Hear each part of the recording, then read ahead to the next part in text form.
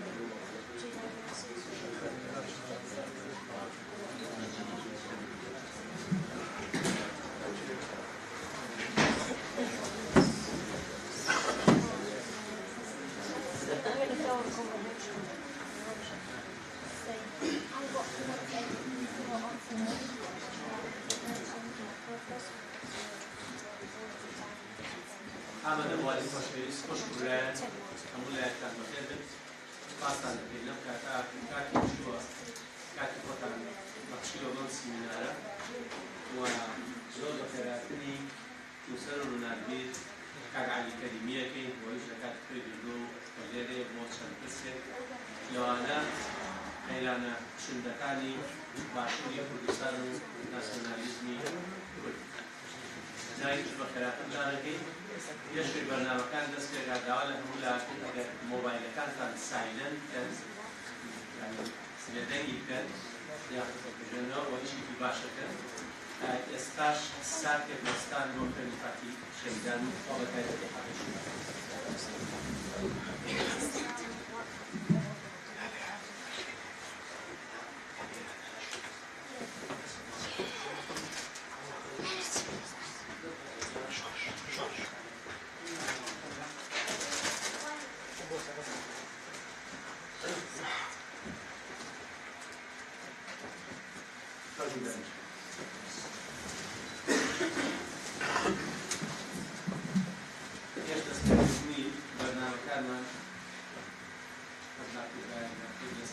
رئيس علي كريمي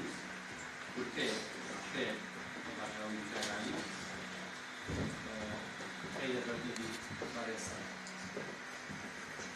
علي كريمي لبنماڵەیەکی مامناوەند و کوردپەروەر پێشکۆشەرانی یادگاری کۆماری کوردستان لە شاری مەهاباد لەدایک بووە. خوێندنی سەرەتایی و ئامادەیی لەم شارە تەواو کردووە. دواتر بۆ خوێندن نردویانە لە شاری تەورێز لە ئێران. لە تەورێز لەگەڵ خوێندکارانی کورد لەم شارە زۆرتر تێکەڵی خەباتی سیاسی و کوردایەتی بووە. لە سەردەمی ڕاپەڕینی گەلانی ئێران یەک لە چالاکەکانی مزاهرەکانی کۆمەڵانی خەڵک بووە. دواتر بەهۆی فشاری هێزەکانی شا گەڕاوەتە مەهاباد و لە ساڵی 1970 پەیوەندی زۆر بژوگۆڵی پەیدا کردووە لەگەڵ شۆڕشی نوێی باشوور و بە بەردەوامی هاتوچۆی قەندیلی کردووە. یارمەتی بردووە بۆ پێشمەرگەکانی کۆمەڵەی مارکسی بینینی. دواتر بووە بەڕێزدەران لەگەڵ زۆربەی کادێر و سەرکردەکانی ئەو کاتێکی نیشتیمانی و کۆمەڵە پەیوەندی زۆر نزیک و بژوگۆڵی هەبووە. لە ساڵی 1970 کە وردە ڕژێمی شا دەهاتە ڕووکان و ڕاپەڕین نزیک دەبووە. لە نزیکەوە بەشداری زۆر چالاکانی هەبووە لەگەڵ کۆمەڵانی خەڵک لە شاری مەهاباد و هەروەها لە هاتوچۆی زۆردا بووە بۆ لای سەرکردایەتی یەکێتی.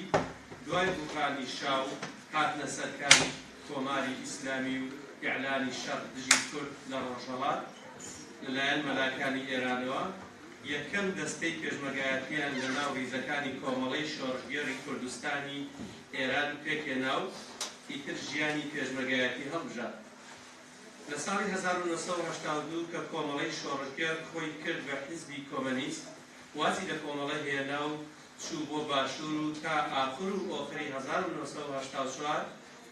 لەگەڵ پێشمەرگەکانی کۆمەڵەی ڕەزدەران لە شارباژێر سلێمانی لە ڕێکخراوی سێ کۆمەڵە زۆرتر تێکەڵ بە خەباتی کوردایەتی براکانی بووە لە باشوور. دواتر پەنابەر بووە لە وڵاتی سوید شتەجێ بووە. لە لەندەن لە ساڵی 2000ەوە بۆ زۆربەی کات لە سلێمانی ژیاوە و دواتر ساڵی 2009 پێشتر لەگەڵ کۆمپانیای وشە لەگەڵ بزوتنەوەی گۆڕان بە توندی بەگشت گەندەڵیدا لە باشوور هاتێتەوە. لە دەستێکی ساڵی 2009دا لە یەکێتی دەوری گێڕاوە لە عیلانی بزوتنەوەی گۆڕان. لە زۆربەی ڕۆژنامە و گۆڤارەکان نووسین و مقابلە و لێکۆڵینەوەی هەبووە. بە بەردەوامی لە ڕادیۆ و سایت و تەلەڤیزیۆنەکان ڕوخسارێکی ئاشنا بووە بە گشتداشتنەوەی گەندەڵی و سیاسەتی خێڵەتی. کتێبی ژیان و بەسەرهاتی عەبدوڕەحمان زەریحی لە ساڵی 1999 بە چاپ گەیاندووە و لاپەڕەیەکی گرنگی لە مێژووی کۆمەڵەی ژێکاف و کۆماری کوردستان و ژیانی سەرکردەکانی ژێکاف لەگەڵ داوەتەوە. لە ساڵی 2008 بنکەی ژین لە سلێمانی کتێبی نیشتیمانی بۆ چاپ کردو و کۆی نووسین و نووسەرانی کۆمەڵەی ژێکافی لەخۆ گرتووە. لە ئێستادا وەک ڕەخنەگرێکی ناحیزبی زۆرتر دەردەکەوێ و بڕوای بە ژیانی حیزبی ئەمڕۆی کوردستان نییە. لە هەموو ژیانی سیاسی چەند ساڵەی هەرگیز جیاوازی لە پارچەکانی کوردستان نەکردووە و سەلماندوێتی سنووری دەستکرد بۆ ئەو هیچ مانایەتی نییە. ئەو وەک کوردێک لەکوێ خەباتی کوردایەتی بە پێویست بزانێت دریخی لێ ناکات. بەکردەوە سەلماندوێتی کورد یەک نەتەوەیە و لێک جیا ناکرێتەوە. جارێکی تر بەخێر بێن. ئێستاش کاک عەلی باسی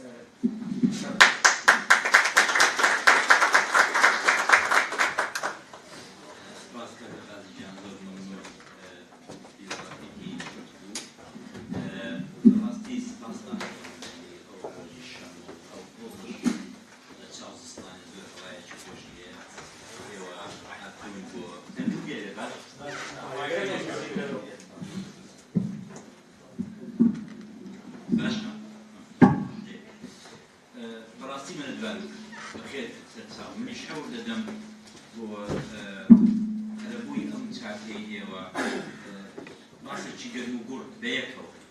دەبێ بەشدار بنێوە لەسەر ئەو ڕاستەی کە لە بانگەوازەکەدا هاتووە من دیارە زۆرتر لەسەر ڕخراوە ناسیۆنالیستەکانی کوردی هەمومان ناسیۆنالیستین بەڵامێتر ئاومان لێات دەبێت ئقراری کردین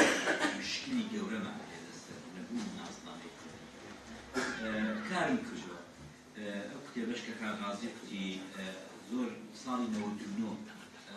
لە سوید چاپ بووە بەڵام زۆر کەم دەست دەکەوێت بۆ وەزارەتی ڕۆشنبیری 2005 دووبارە چاپێکی کردەوە بەڵام بەڕاستی ناشیرە چاپەکە ناتوانستیان هیچم بەرنەکەوت مازدە 20 دانەیەک دەستکەوتووە لە دەرێ دەستکەوت خۆش بوو دەتوانێت دەستکەوت بەڵام نیشتمان بەڕاستی دەست نەکەوت تاقە یەک دانەم لە ئارشیوی خۆمدا هەیە کتێبی نیشتمان ئەویش لە بنکەیژین چاپ بە لاستەکەم ئاوە دەست پێ بکەم وشم بەکارهێناوە لە بانگەوازەکەیدا یەک کوردایەتی یەکیش ناسیۆنالیزم لەبێ وشە و مانای کوردایەتی لە وشە و مانای ناسیۆنالیزم کە وشەیەکی عیلمی و سیاسی و تئۆریکە جیاکەینەوە و دوو ڕێڕەوی جودا لە یەکیان بۆ باس و لێدانەوە بۆ دیاریکردن بەڕای من کوردایەتی زۆر سادە و ئان و بەرین دەتوانین بڵین هەر کوردێک کە کوردی دەزانێت لە کوردستان گەورە بووە تەنانەت گەردایک و باب کوردیش نەبن بەڵام حەزی لە دابوو نەریت و سەروەری کورد و شاخ و چێر و سروشت و کەڵاش و شاڵ و هەستەکی هەورامی و ئەوانە بێت ئەوە بەڕێی من دەتوانین وشەی کوردایەتی بۆ بەکاربێنین ئێمە مەسەڵەن سەردەمێک کە گەنج بوون زمانی شای کوردایەتمان دەکردن ماوە بوو بە زمانێکی پستین و کوشتن و سێقەتوانە ئەوە خەڵکی کوردایەتی تەنانەت خانی شاعریش شاعری مەزنی کورد سەدەی حەڤدا بەڕێی من دەچێتە قالبی مرۆڤێکی زۆری بانگەشەی کوردایەتی کرد تەنانەت وەکو پادشا و داگیرکەرانی ئەو سەردەمەش ئەویش ئارەزووی ئیمپراتۆریەتێکی چەشنی سەفەوی عوسمانی بۆ کورد کردو و خۆی پێکەم بوو بۆچی تورک سوڵتانی هەیە عەجەم شای هەیە و کورد هیچی نییە ئەوە دڵ بەس بۆ شاعر ئەمانە بەڕێی من دەستنەخنێ و چوارچێوە و دیسکۆرسی کوردایەتی گەر بەلێو پەرتووک و لاپەڕەکانی مێژووی شەڕانخێوی بەشەری و سیاسی گەلاندا لەم جیهانە بگەڕێین بۆ یەکەم جار لە شۆڕشە مەزنەکەی فەڕەنسا لە 1989 وە تێک و پێکدانی سەلتەنەتی لوویەکان دوای نزیک بە 1000 ساڵ لە 1940 بۆ 1989 کە دەبێتە ڕێک 95 ساڵ پادشای فڕانکەکان ئێمە جۆبیستی وشەی ناسیۆنالیزم واتە بە معنای میلیگەرایی نەتەوەگەرایی و یاخود وشەی میلیۆن و ناسیۆن دەبێت نەتەوەبوون یا میلەت باوەڕی یا بە ئینگلیسی ناشنالیزم چەشنێک لە زانیاری گشتیە واتە زانیاری تایبەت بە نەتەوە کە پێی دەگوترێت زانیاری نەتەوەی ئەم زانیاریە زۆرتر لە هەست و وەستە وەفاداری و ڕێز و جیرۆدەیی تاکەکان بە کۆی ئەم چەمکانەی نەتەوە پێکدێنن وەکو نژاد زمان تەقالید سونەتەکان بەها کۆمەڵایەتیەکان ئەخلاق و بەگشتی فەرهەنگ و کولتورە بەعزە جارێک گەورە دیتن و مبالغەی زیاد لە حەد و باوەڕ بە گەورەبوونی خۆم دەبێتە هۆکاتە خۆت لە میلەتی تر سەرتر و باشتر و گەورەتر ببینی هاڵا سرودی نەتەوایەتی سنبول و زۆر شتی تر دەتوانێت نیشانگەری نمای نەتەوەی بوون کەوابوو شک و گومان نامێنێت ئەم چەمکەتی سەردەمی نوێ یا مۆدێرنیتە و یا ئیسلاحێکی سیاسی تەواو نوێ و سەردەمی دوای شۆڕشی سەنعەتی و دەورانی بورژوازی و کارخانە و مەعمەلە زەبەلاحەکانی کە هەزاران کرێکاری سەنعەتی تێیدا مەشغوڵە ئیسەردەمێکە ئیتر بنەماڵەکان بچووک بوونەوە و بریتین لە دایک و باب یەک یا دوو مناڵ یا سێ و خانوویەکی بچوو لە کۆڵانێکی شار ئیسەردەمی خان و بەهو فۆدال نییە کەوا بێ ناسیۆنالیزم دەبێت خواحافیزی کردبێت سەردەمی فۆدال تاجی کۆمەلگای تر خاوەنی ناسنامەی مەدەنی و ناو و پاشناوی شخصی خۆیەتی ئیتر ناڵێن عەلی سەر بە فڵان ئاڤایە یا عەلی سەر بە فڵان ئەژیرێ عەلی پێی دەڵێن عەلی کەدەیی و بە ناوی گوند و عەشیرە و پیاوەی فڵان و فیساد قاوی ناکەن و خۆی لەباری مەدەنی و ئابووری سەر بە خۆیەت کۆمەڵێک یاسا و ڕێسا مافی هاوشاری بوونی بۆ دابین کردەوە و چیتر ئیجبار نییە بچێت بێگاری بۆ خان و یا تفەمچی ئاغا و بەجێبێت شتێکی بۆ دروست بۆ پێی دەڵێن نیشتیمان و ئەو لەگەڵ کارکردن و خزمەت بە گەشەی نیشتیمانەکەی و بنیادنانی ڕێگاوبان و هەموو تەتەوراتی شاری وەک سەربازێکیش هەر کات دوژمنی بێگانە تەنیا بێگانە لەوەیدا لە شەڕدا تەنیا بێگانە یعنی شەڕی ناوخۆ نیشتیوە تەماحی لە نیشتمان کرد ئەو بەبێ یەک و دوو خۆی بۆ بەکوژ دەدا چونکە ناسنامەی خۆی لە ناسنامەی نیشتیمانەکەی دامانا دەبەخشێت و بوونی ئەو پەیوەستە بە بوونی نیشتیمانی ئیتر لێرەوە نیشتیمان مقەدەس دەبێت و هەموو دەسەڵاتە سەرە ڕۆڵزاڵەمەکانی گوند و عەشیرە بۆ ئەو پرسێکی نایێت دەوڵەتونەتەوەکان یەک بە دوای یەکدا سەر هەڵدەدەن و خان و بەب و فۆدال یەک بە دوای یەکدا تەف و دوکتونا دەبن و من بۆ کولتور و یاساگەری شار و شارۆمەندی ڕادەکێشم ڕاستە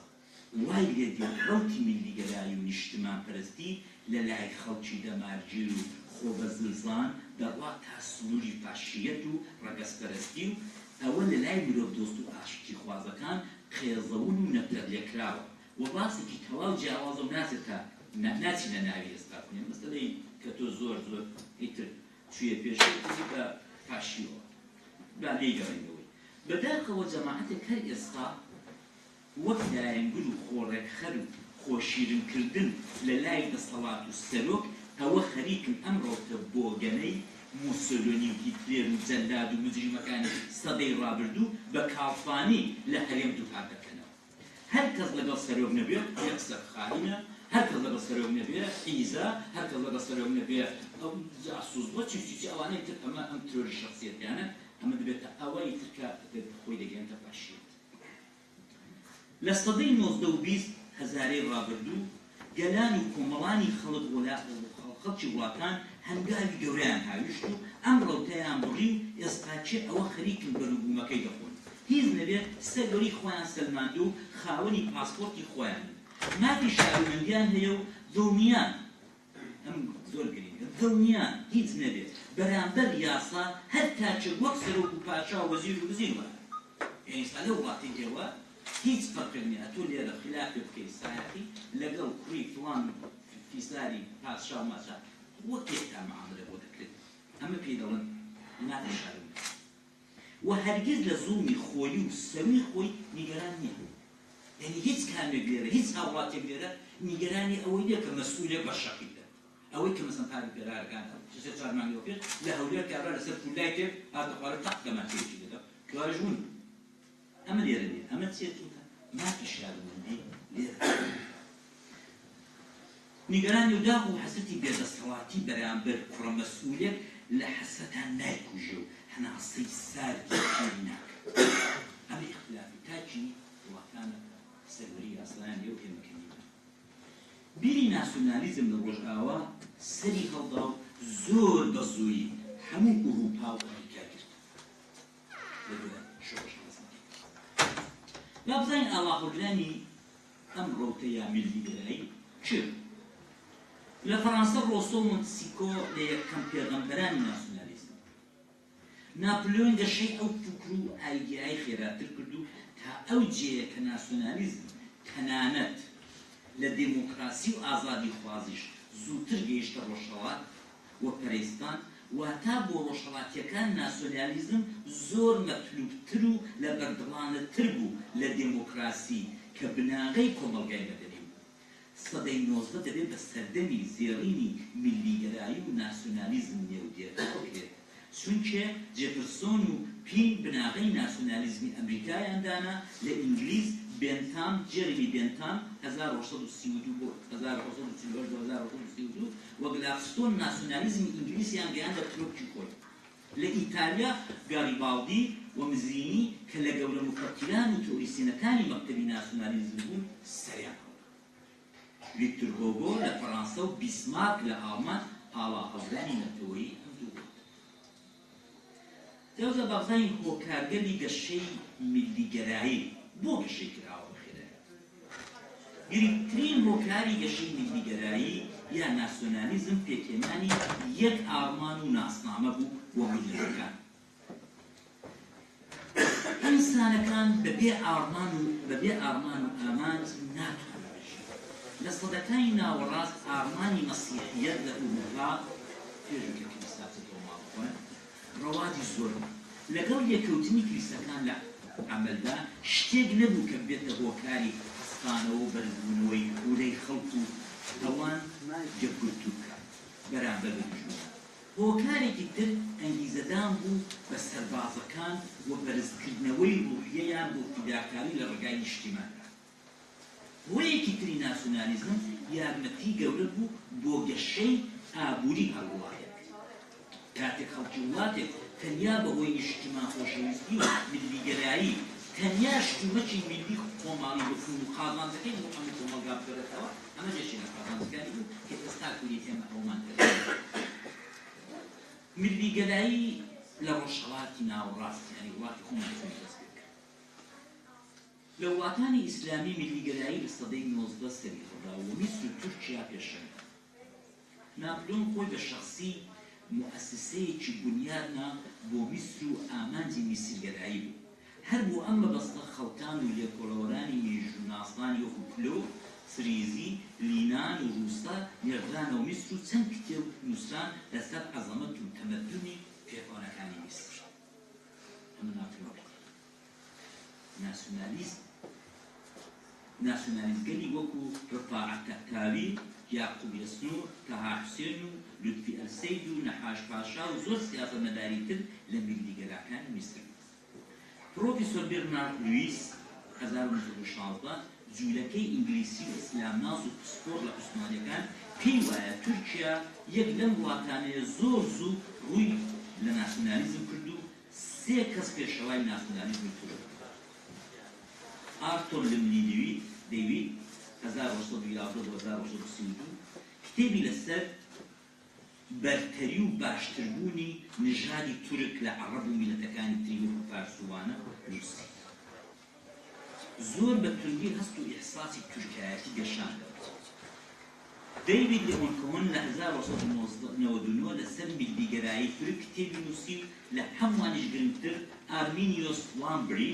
1932 و 1918 بوو کە لەسەر ژیانەوەی میلەتی تورک سەنگین کتابی یەکی لەو شتانەی کە مەسەڵەن کۆمەڵە ژێکات ناوی خۆی ژیانەوەی کورد ڕەنگە هەر لەوانەی هەموو لە نەتیجەی ئەم ئەفکار و بڵاوکردنەوانە بزوتنەوەی ناسیۆنالیستی تورکە گەنجەکان هاتە تێکردن کە باوەڕیان بە تورانی گەورە و بەرتەری نەژادی تورک بوو ئەوانە بوونە هۆکار بۆ هێنانە خواری سوڵتان حەمید و ناشتنی یەکجاری ئیمپراتۆریەتی عوسمانی دوای میسر لوبنان و سووریا پێشەنگی عەرەبگەری بوو و لە هەمووان تونتریش عەرەبە مەسیحیەکان بوو نەجیب ئازۆری لە 1904 کتێبی و خەبەرهاتنی عەرەبی بڵاو کردەوە و لە پاریس مانگنامەی ئیستیقلالی عەرەب بڵاو کرد جیان لە نەجیب مەسیحیگەری وەکو پێترۆس بستانی ناصف ئەلزیقی ئیبراهیم ئەلزیقی نۆبل سەلیم نۆبل میخایل شەمحادە سەمعان کەلحۆن جەردی تەیاز ڕەسڵان و مەشیقەکە سەر بە ئیستیعمار بوون حەولێکی گەورەیاندا بۆ ژیانەوەی میلیگەرایی عەرەب و لە ئاخردا بە شۆڕشی شەریف حوسێن ڕاپەڕینی میلی عەرەب دەستی پێکرد و ئیمپراتۆریەتی عوسمانی ئەو جیرانەمانە کە بە پێویستی دەزانن بۆ ئەوەی کە واتر بڵێن ئەمە چەند بووە حتا لەم زمانەی کە ئێستا بۆ باس کرد هەڵبەت هەموو دەزانن سەرنجامی حەربی یەکەمی جیهانی و وڵاتانی ئیستعمار و دابەشکردنیان لە ناو خۆیاندا هۆکارێکی سەرەکی بوو بۆ ئەم هاڵوگۆڕانەی ڕۆژهەڵاتی ناوەڕاستیان دواتە ئەگەر شەڕەکە نەبایە ئاوە بە ئاسانی ئەمە وڵاتەش یارمەتی ناسیۆنالیزمی وڵاتانە نەدەبووە ئەوە بوو بە هۆیەکە وەکەوەی کە مەسەن لە نەوەدوویەکی شەڕی ئەمریکا و عێراق و کوێیت بوو بە هۆکارێک کە ئێمە هەنگارە بێ دەکەشین.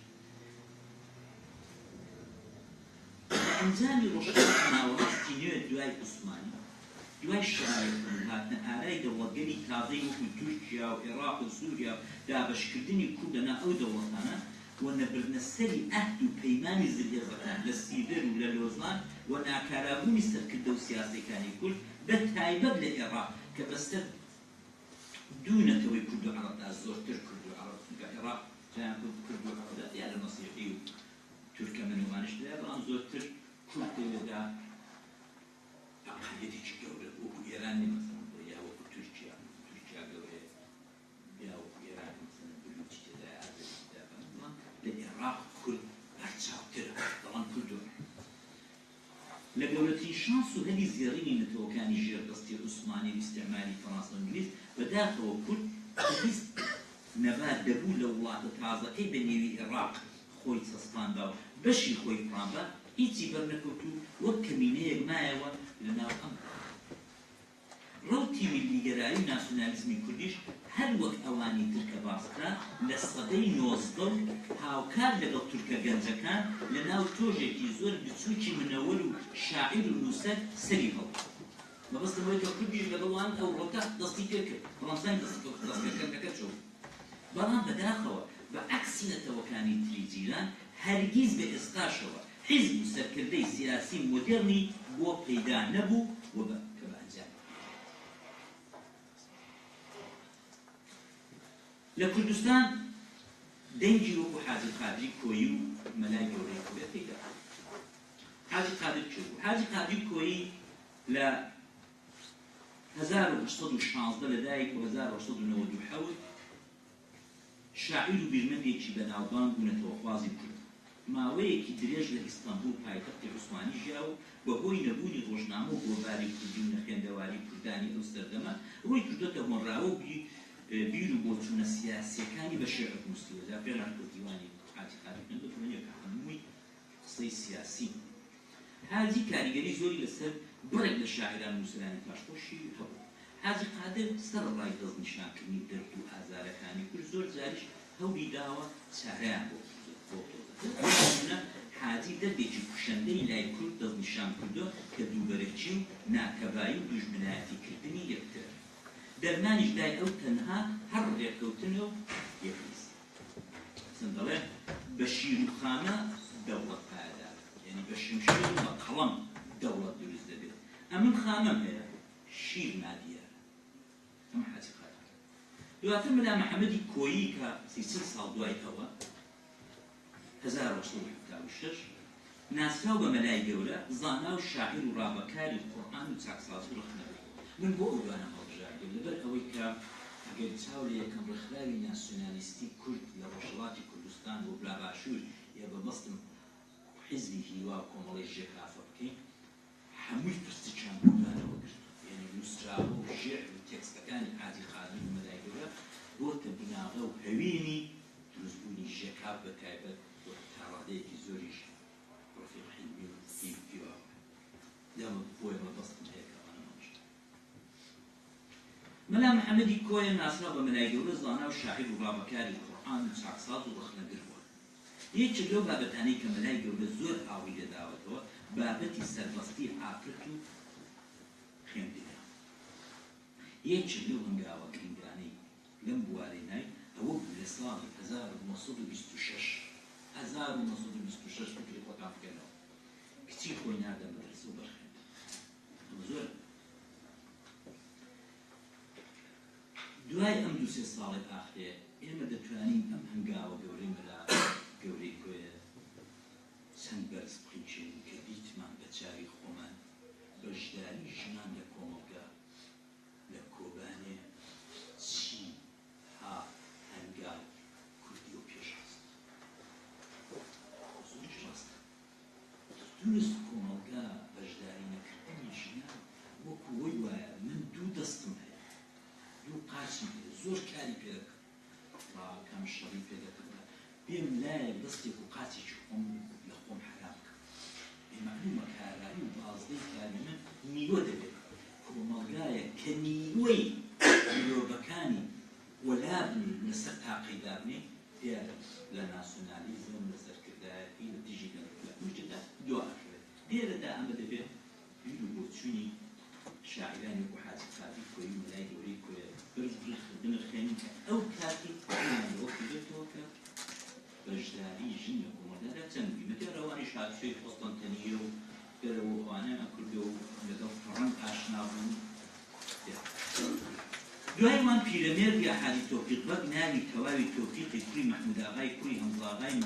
مەسرەفە لە 1960 لەدایک بوو لە 1950 بۆ زانوان نووسەر و ڕۆژنامەوانی ناوداری کورد لە سلەیمانی لەدایک بوو لە لاوێتیدا زانستی ئاینی لەبەرکردووە پیرەمێردی بەو دەستورە هەر وەکو حاجی قادی کۆی و نالی و مەحدی و مەولەوی و زێوەر مزگەوت بە مزگەوت و شار بە شارگەڕاوە لە هەر شوێنێک ماوەیەک ماوەتەوە پاش ئەوەی زۆربەی مزگەوتەکانی سلەیمانی گەڕاوە ئەو ساڵیش کردوتە مزگەوتی شاری بانە لە ڕۆژهەڵاتی کوردستان شێخ مستەفای نەقیب و شێخ سەعیدی حەفید لە ساڵی 1998 دەیبەند بۆ ئیستانبول لەوێ کۆلێژی یاسا دەخێنێت و لە حکوومەتی دەوڵەتی عوسمانی لە چەند پلەی میری و سیاسیدا دادەمەچێت لە دوای شۆڕشی شێخ سەعیدی پیران لە 1925 تێکچوونی بارودۆخ دەگەڕێتەوە بۆ سلەیمانی تا دواساتی ژیانی هەر لەوێ خەریکی کاری وێژەیی و ڕۆژنامەوانی دەبێت پیرەمێرد بەرهەمی وێژەیی زۆری هەیە و زۆر خزمەتی ڕۆژنامەگەری کوردی کردووە لە بواری ڕۆژنامەوانی کوردیدا خزمەتێکی بەرچاوی کردو و هەندێک لەو خزمەتانەی بریتی لە دامەزراندنی ڕۆژنامەی ڕەسملی کاتب و ڕۆژنامەی کورد تەعاون و تەرەقی و غەزەکەسی و ڕۆژنامەی ژین و گۆڤاری ژینکە لە سلەیمانی هەمووتان ڕۆژنامەی ژین و گۆڤاری ژینکە ئاشنا شەریف پاشا ژنەراڵ شەریف پاشا کە ئەویشە خەڵکە سلەیمانی بوو ژنەراڵێکی سوپای عوسمانی بوو کە ئەو لە لای سیاسیەوە توانی خزمەتێکی تەواو بە ناسیۆنالیزمی کورد بکە ئەویش ئەوە بوو کە یەکەم کورد بوو کە لە پەیمانی سێبەردا مدافع و بەرپرسکار بوو لە مافەکانی کورد یەکێکی تر لەوانە کە دەورێکیان بوو لە گەشەی ناسیۆنالیزم لە کوردستان تۆفیق وەهبی بەگ بوو لە 1992 تا 1964 شانازی دەکەم لە تەشی زەنازەکەی لە ساڵی 1940 لە ناشتەکەی لە سلەیمانی بەشدار بوو لە گوندی زێوە لە بناری پیرەمەگرون وای لە هاتەوە کاتی بوو بە مفاوزاتێک دەستی پێکرد شانسی تۆفیق وەهبی ئەو پیاوە گەورەیە کە وەسیەتی کردبوو مەتەکەی بێنەوە بۆ پیرەمەگرون ئێمەش لەوێ بووین هەموو سەرکردەکانی کوردیش لەوێ بوون زمانەوان بوو مێژونوز بوو سیاست سەری سەربازی بە ناوبانجی کورد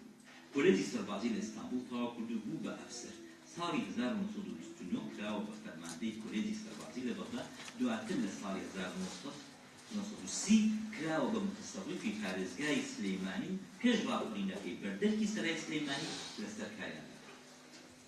دوای ئەوانە دیستان دەتوانین باسی کەسایەتی و پایە پێکەس باوکی و کار مامۆستا شێرکۆی خۆمان نوری شێخ مەساڵا ڕەفیق حیلمی مامۆستا برای محمەد و چەندی تر دەکرێت بە بیری نەتەوەیی مۆدێرنی کوردی واتە ناسیۆنالیزم ناوزەت یا ناوزەت کرا بیر و فکر هێزی ڕۆشنبیران و بڵاوکەرەوانی میلیگەرایی و ناسیۆنالیزمی کورد لە باشوور لە چاو جیرانەکانمان فەقیر و لاواز و هەر ئەوەندە بووە زۆربەی لە شێعر و سۆزی شاعران زۆر درەنگ لەگەڵ پێخراوە و تشکیلەی سیاسی ناسیۆنالیستی هەنگار واتە ئەو ناوەتەکەی بۆ دروست نەبوو وەکو مەسەلەن نووسەرەکان و ناسیۆنالیستەکانی تورکی کە باسم کرد کتێبی گەورە گەورە و فەلسەفە و تئۆری گەورەترینە لە شێعرەکانی لەلایەن حاجی قادری کۆیی گەورە بەلای گەورەی خۆیدا یعنی ئەو کارەکەی کە سوانی ببێت پشتێک بۆ گەنجان و بۆ نەوەکانی بڕواڕۆژدە بۆ پشتی پێدەڵێن بەڕاستی و خەلەکە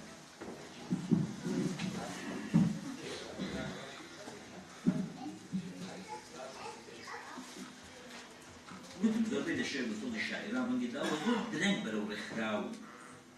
تشکیلەی سیاسی مۆدێرن و ناسیۆنالیستی هەنگاوی یعنی هەر لە دیوەخان و لە کۆبوونەوەی شاعراندا و درەنگی پێچوو تا ناسیۆنالیزمی کوردی خۆی ڕێکخست وەک حیزبێکی سیاسی مۆدێرن واتا مەجموعەی پێکەنانی دەوڵەتیەتەوەی کورد لەلایەن نوخبە و سەرکردەی کوردەوە ئامادە و دروست نەکرا یەک لە حەولەکان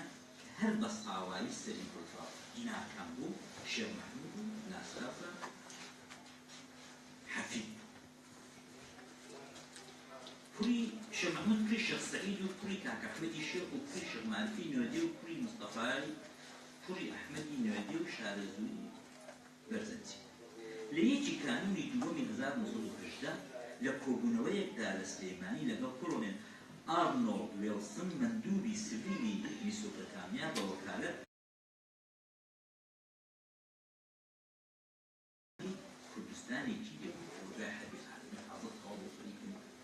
دنیادا بەش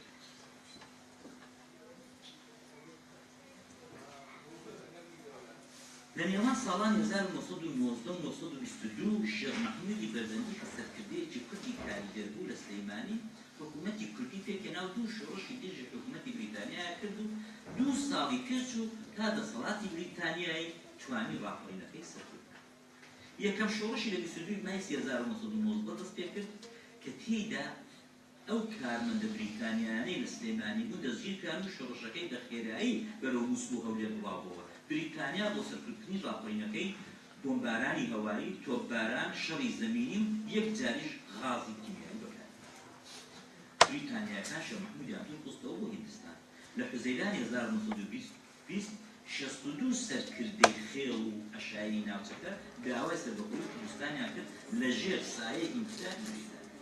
ڕەتکردنەوەی بریتانیاکان بۆ حکمی سەربەخۆیی کوردستان لەوەوە سەرچاوەی کرد کە سەرکەوتنی حکمی سەربەخۆیی کوردەکان لە ناوچەکەدا وا ئەکا قەڵەبەکانی تر لە هەردوو ناوچەی بەغدا و بەسرەش داوای سەربەخۆیی بکەن بە مەش کۆنتڕۆڵی ڕاستەوخۆی بریتانیاکان بەسەر مێسۆپۆتامیادا لە ناوچێت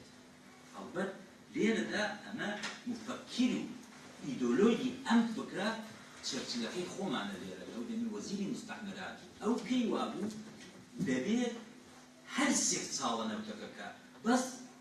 پسپۆڕانی ئینگلیسی دەیانزانی ئەو نەوتە هەیە لەو ویلایەتەی عوسمانی کە لە تووکوت کراوەکە دوایاناوی درا عێراق چەرچیل تەماحکار بوو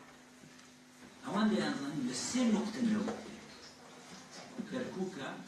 مووسڵە بەسرێ چ بکەین چ نەکەین هەر سێک بۆ من بێت سێکی ئەم زۆڵانەی ئینگلیز چ بکەین هات وڵاتێکی لەسەر ئەو بناغێ بەنێو عێراق دروست کرد یعنی ئەمە ئەوە بوو بە بەشی بریتانیا کە لە عەینی حاڵ هەم دەوڵەتێکی بنێو عێراق دروست کرد کوردی بۆ فرد کرد ئەرمەنی فرد بوو چی دیکە فرد بوو بەڵام ئەو گەیشتە تەماحا مادەکەی خۆی کە هەر سێک چاوەنەوە لە ژێر چەتری یەک وڵاتەی عێراق چونکە سعودی و مەحمودیە و لە سووریا پادشایان بووێن لە ساڵی 1922 بریتانیا شێخ مەحموودیان جێڕاوە سەر دەسەڵات بەو هیوایەی شێخ مەحموود تورکەکان بەقاتەوەی دژایەتی تورکەکان بکات کە داوای مووسڵ و کەرکووکیان دەکرد شێخ مەحموود مەملەکەتی کوردستانی ڕاگەیاند خۆی وەکو مەلیکی کوردستان ناس دواتر ڕۆژنامەنی دەبڕی بە ئۆتۆنۆمیەتی سنووردار لە چوارچێوەی دەوڵەتی عێراقی تازە پێکەنرادا لە 1930 و دوای ڕاگەیانی وەرگیرانی عێراق لە عوسبەت المەحمومە شێخ مەحموود سێهەم ڕاپەڕینی دەست پێ کرد کە بەهێزی زەمینی و ئاسمانی بریتانیەکان سەرکوت کراو شێخ مەحموود کراوە بارزانی شێخ عەبدولسەلام باپیری مستەفای بارزانی لە 1970 دا مردووە کوڕەکەی بە ناوی شێخ محەممەد بووە بە سەرۆکی هۆزی بارزان مستەفا بارزانی پێنجەمین و دوایمین کوڕی شێخ محەممەد لە ڕێکەوتی 14 ئازاری 1923 دا لە گوندی بارزان لەدایک بووە ساڵی 1904 باوکی مستەفا مردوو برا گەورەکەی عەبدولسەلام بۆتە سەرۆکی هۆز مەلا 3 ساڵە بووە هێزەکانی توری پەلاماری خێوەکانی کوردیان داوە عەبدولسەلامی برای بەدیل گیرە ومەلا مستەفا و دایکیشی ڕەوانە دەکەم بۆ بەندیخانە ماوەی 9 مانگە و بەندیخانەیە ژیان دەگوزارێن بزوتنەوە شۆڕژگەرانەکەی لە 1943 دەست پێ دەکەن دوا بەدوای خۆ بەدەستەوەدانی شێخ ئەحمەدی برای ئەو سەر لە نوێتیە هەڵچۆوە میری عێراقی بریاری دوورخستنەوەی بۆ گەراندا هاتە سلەیمانی نەچوو لە شوباتی ساڵی 1945 دێتە بەغدا میر بە داواکاریەکەی ڕاستی دەکات کە بگەڕێتەوە ناوچەکەی خۆی و چەکەکان کۆکات بەڵام کەوتە سەردان و گەڕان لە ناو گوندەکان و هاندانی خەڵک بۆ شۆڕش نانەوە لە شوباتی 1945 هێزێکی سوپایان نادەستەوی بۆ ناوچەی زرێبار و زێباری و بۆ ناوچەی زێبار و بارزانیان ئەوە کرد بۆمبارانەوە ناچاریان کرد لە تشرینی یەکەمی ئەو ساڵدا لەگەڵ شێخ ئەحمەدی برای پەنابەر لەبەر سنووری ئێران و پاش تێکچووری کۆمارەکەی کۆماری کوردستان شێخ ئەحمەد دەگەڕێتەوە عێراق بەڵام مستەفا بە خۆی و 500 لایەنگیری بەرەو سۆڤیەت گەڕا لە 1946 پەنابەری رووس با تۆزێک لە خێر و عەشیرە و سەرۆکەکانی دەدەوێت زانی ڕێکخراوی منەظەم و سیاسی ڕەفیق حیلمی لە ساڵی 1992 دا لە شاری کەرکووک دەدات وە خێمنی سەرەتایی ناوەندی لە کەرکووک و سلەیمانی و ئامادەی لە بەغدا و پەیمانگای ئەندازیاری لە ئیستانبول ڕاوکردەوە لە ساڵی 1920 دا گەڕاوەتەوە کوردستان و بۆتە مامۆستایەکی پسپۆری ئەندازە و بیرکاری لە ماوەی خوێندنی لە ئەستەمبولدا فێری زمانی تورکی و فەڕەنسەی بوو جگە لە کوردی کە زمانی زماجی خۆی کە شێخ مەحموودی عەفیف بۆ جاری دووەم لە مانگی تشرینی یەکەمی 1922 کابینەیەکی تازەی دانا و ناوی خۆی نامەلیکی کوردستان مامۆستا ڕەفیق حیلمی کردە ڕاوێژکاری سیاسی و ڕامیاری خۆی و ئەو ناودارە گەلێک وتاری ڕامیاری و سیاسی و ڕۆژنامەی ڕۆژی کوردستان زمانی میری مەلیک مەحموود نووسی کاتێک کە میری کوردستانی باشوور بە پیلانی بریتانیا بە زەبری هێڵی چەکدا لە ناوبرە مامۆستا ڕەفیق حیلمی لەو ناوچەیە دوور کرایەوە کرا بە مامۆستای بیرکاری بەڵام دەستی لە کوردایەتی هەڵ نەگرت و تر لەسەر گەیشتنی کورد بە مافی چارەنووسی خۆی حەولیدا یەکێک لە ڕێکخەرانی شەڕەکەی بەردەرکی سەرای سلەیمانی کە مەشهورە و هەمووتان دەیزانن لە 1930 بوو و ماوەیەک لەسەر ئەم خەباتە گیرا کاتێک دەستەیەک لە قوتابیانی لاوانی کوردی هەولێر و سلەیمانی کەرکووک و کۆیە و کوپی ڕێکخراوێکی ڕامیاریان بە ناوی کۆمەڵەی دارکەر دامەزراند و ئامانجیان ڕزگارکردنی کوردستان بوو بەڵام نەبوو بۆ پارتە جەماوەتی هەردوو لە ساڵی 1939 مامۆستا ڕەفیق حیلمی خۆی کرا بە سەرۆکی نازەدنی حیزبی بە هەوڵ و کۆششی بێوچانی ئەم سەرکردنەوەیەکە زۆر لە ئەفسەری کورد پەروەر و کاسبکار و ڕووناگیر بوون لە ئەندامی کارە ئەم ڕێکخراوە سیاسی کوردستان تا گەیشتە ڕادەیەکی وا بە هەوڵ و هیممەتی ئەم پارتە مەلا مستەفای بارزان کە لەم دەست بەسەر بوون دەڵێت ڕانواتە بۆ ئێران سلەیمانی دەست بەسەر بوو دەربازیان کرد بۆ بچێتەوە بۆ بارزان بوون و خاکی پێرانەدا بردیان بە شوێنەکانە چۆ بارزان یعنی ئەمە چالاکەکان و فعالەکانی هیوا بوون یارمەتیان کرد بە ڕاستی لەوێشەوە لە 1933 گەیشتەوە قاچێران و بۆ خۆکۆکردنەوە بۆ بەرپاکردنی شۆڕشێکی ئەو شۆڕشەکەی کە هاتە کۆماری ئەو پارتەی هیوا تا کۆتایی ساڵی 1943 نیوەی یەکەمی 44 بەهێزترین کۆمەڵی سیاسی کورد بوو لە باشووری کوردستان یارمەتێکی باشی شۆڕشی ڕزگاریخوازی بارزانیدا لەجێی پارتی هیوا دوو ڕێکخراوی دیکە دواتر دووری کورد وە پەرەیانسمان ئەوانیش پارتی شۆڕشە و پارتی ڕزگاری دواتر هەموو دەبوون بە پارتی و لە 1946 دا لە شۆری هەردوو ڕێکخراوە ڕامیارەکە پارتی دموکراتی کوردستان دروست مامۆستا ڕەفیق حیلمی وەک ناودارێکی سیاسی گەورەی کورد مایەوە تا 1960 کۆچی دوایی کرد مامۆستا ڕەفیق حیلمی لەگەڵ ئەوەی ناودارێکی سیاسی گەورە بوو لە هەمان کاتێکدا شاعیر و نوێژنووس و وەرگێڕ و ڕخنەگەری لێهاتوو مەبەستم لێرەدا ئەوە بوو کە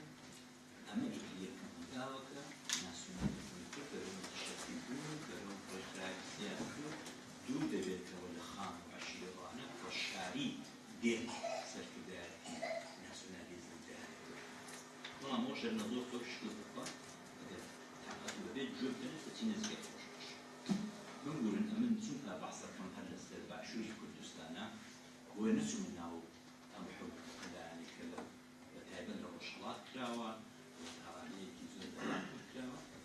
ئەو بەحسێ ئەو ئێوارەیەمە لە بۆ باشووری کوردستان و لە ئافیشەکەدا فێرکوڵاتی نووسیوتی کۆمەڵی هیوا و نخبەی شاری ناسیۆنالیست بە بۆی دێبڕوایی بەخۆ لێرەدا ئەم خاڵی یەکجار گرنگە ئەم ڕۆژ ژیرۆدەی گرت ژیرۆدەی یەخەی گرت کە بۆ ڕۆژێکی بڕوا بخۆنی کۆمەڵی هیوا و نخبەی شاری ناسیۆنالیست بە بۆی دێبڕوایی بەخۆ و لە خۆڕانە دیتن هەولیاندا ڕاپەڕینەکەی عێلی بارزان خۆزنەوە و ڕێڕەوی شۆڕش و مۆرجی کوردایەتی جەماوەری دەکەن نەژوو باز دەکەین باسی تەعەسسوب و ڕقوچینە ناکەین حەقیقەتەوەی جوڵمانەوەکەی بارزان بۆ مافی لۆکاڵی بوو ئەوان کۆمەڵێک هێڵ و عەشیرەت و چەکدار بوون کە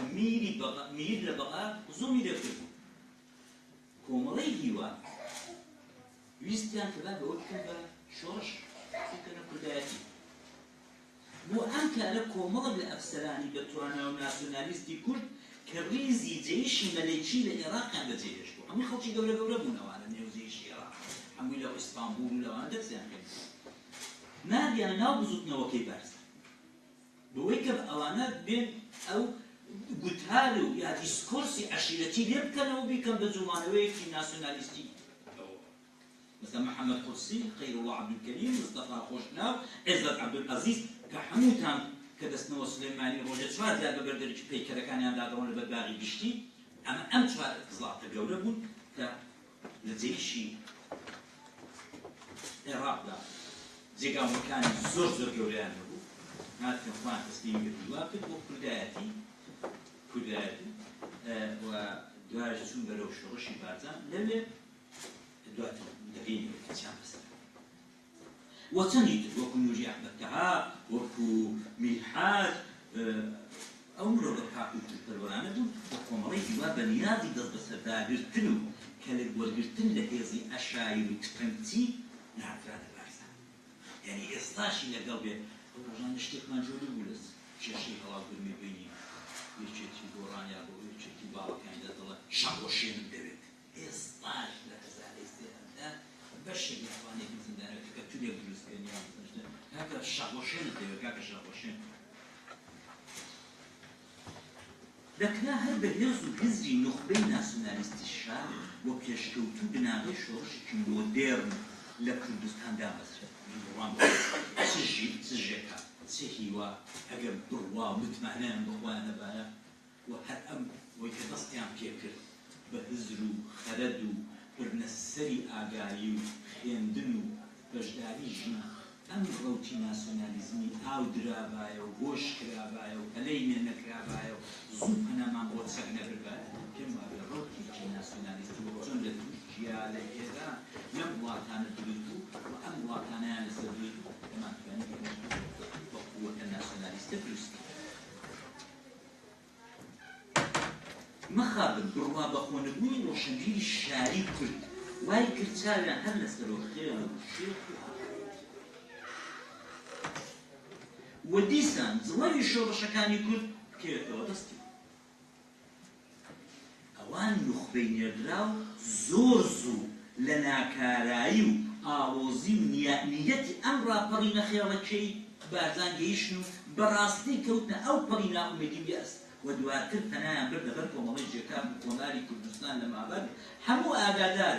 لە ئاخری عمری کۆمار و بێدەرەتانی و تسلیم نەبوون لە سەرانی بارزانی چوار ئەفسەرەکان خۆیان ڕادستی عێراق کرد و ئەو تراژیدیایی لەکەوتەوە و هەر چوار زۆر بە شەهامەتەوە ئێعدام کران و وەک هەولێکی شکستخواردووی تری ڕۆشنبیر و نوخبەی ناسیۆنالیستی شاری کوردی چوونە ناو مێژوو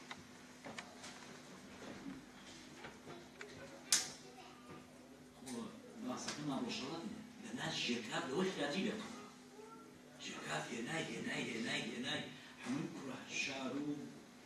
کوڕفەقیر و دوکاندار ئاخرەکەی بۆ خۆی چووکی قازی مەحمەدوڵڵا نەبیمان ناکرد تۆ پیاوێکی ژێکافیان دەستێکی دەستی زیوا لە ڕابەریکردنی ناسیۆنالیستی کورد بەکردەوە جڵەوی شۆڕش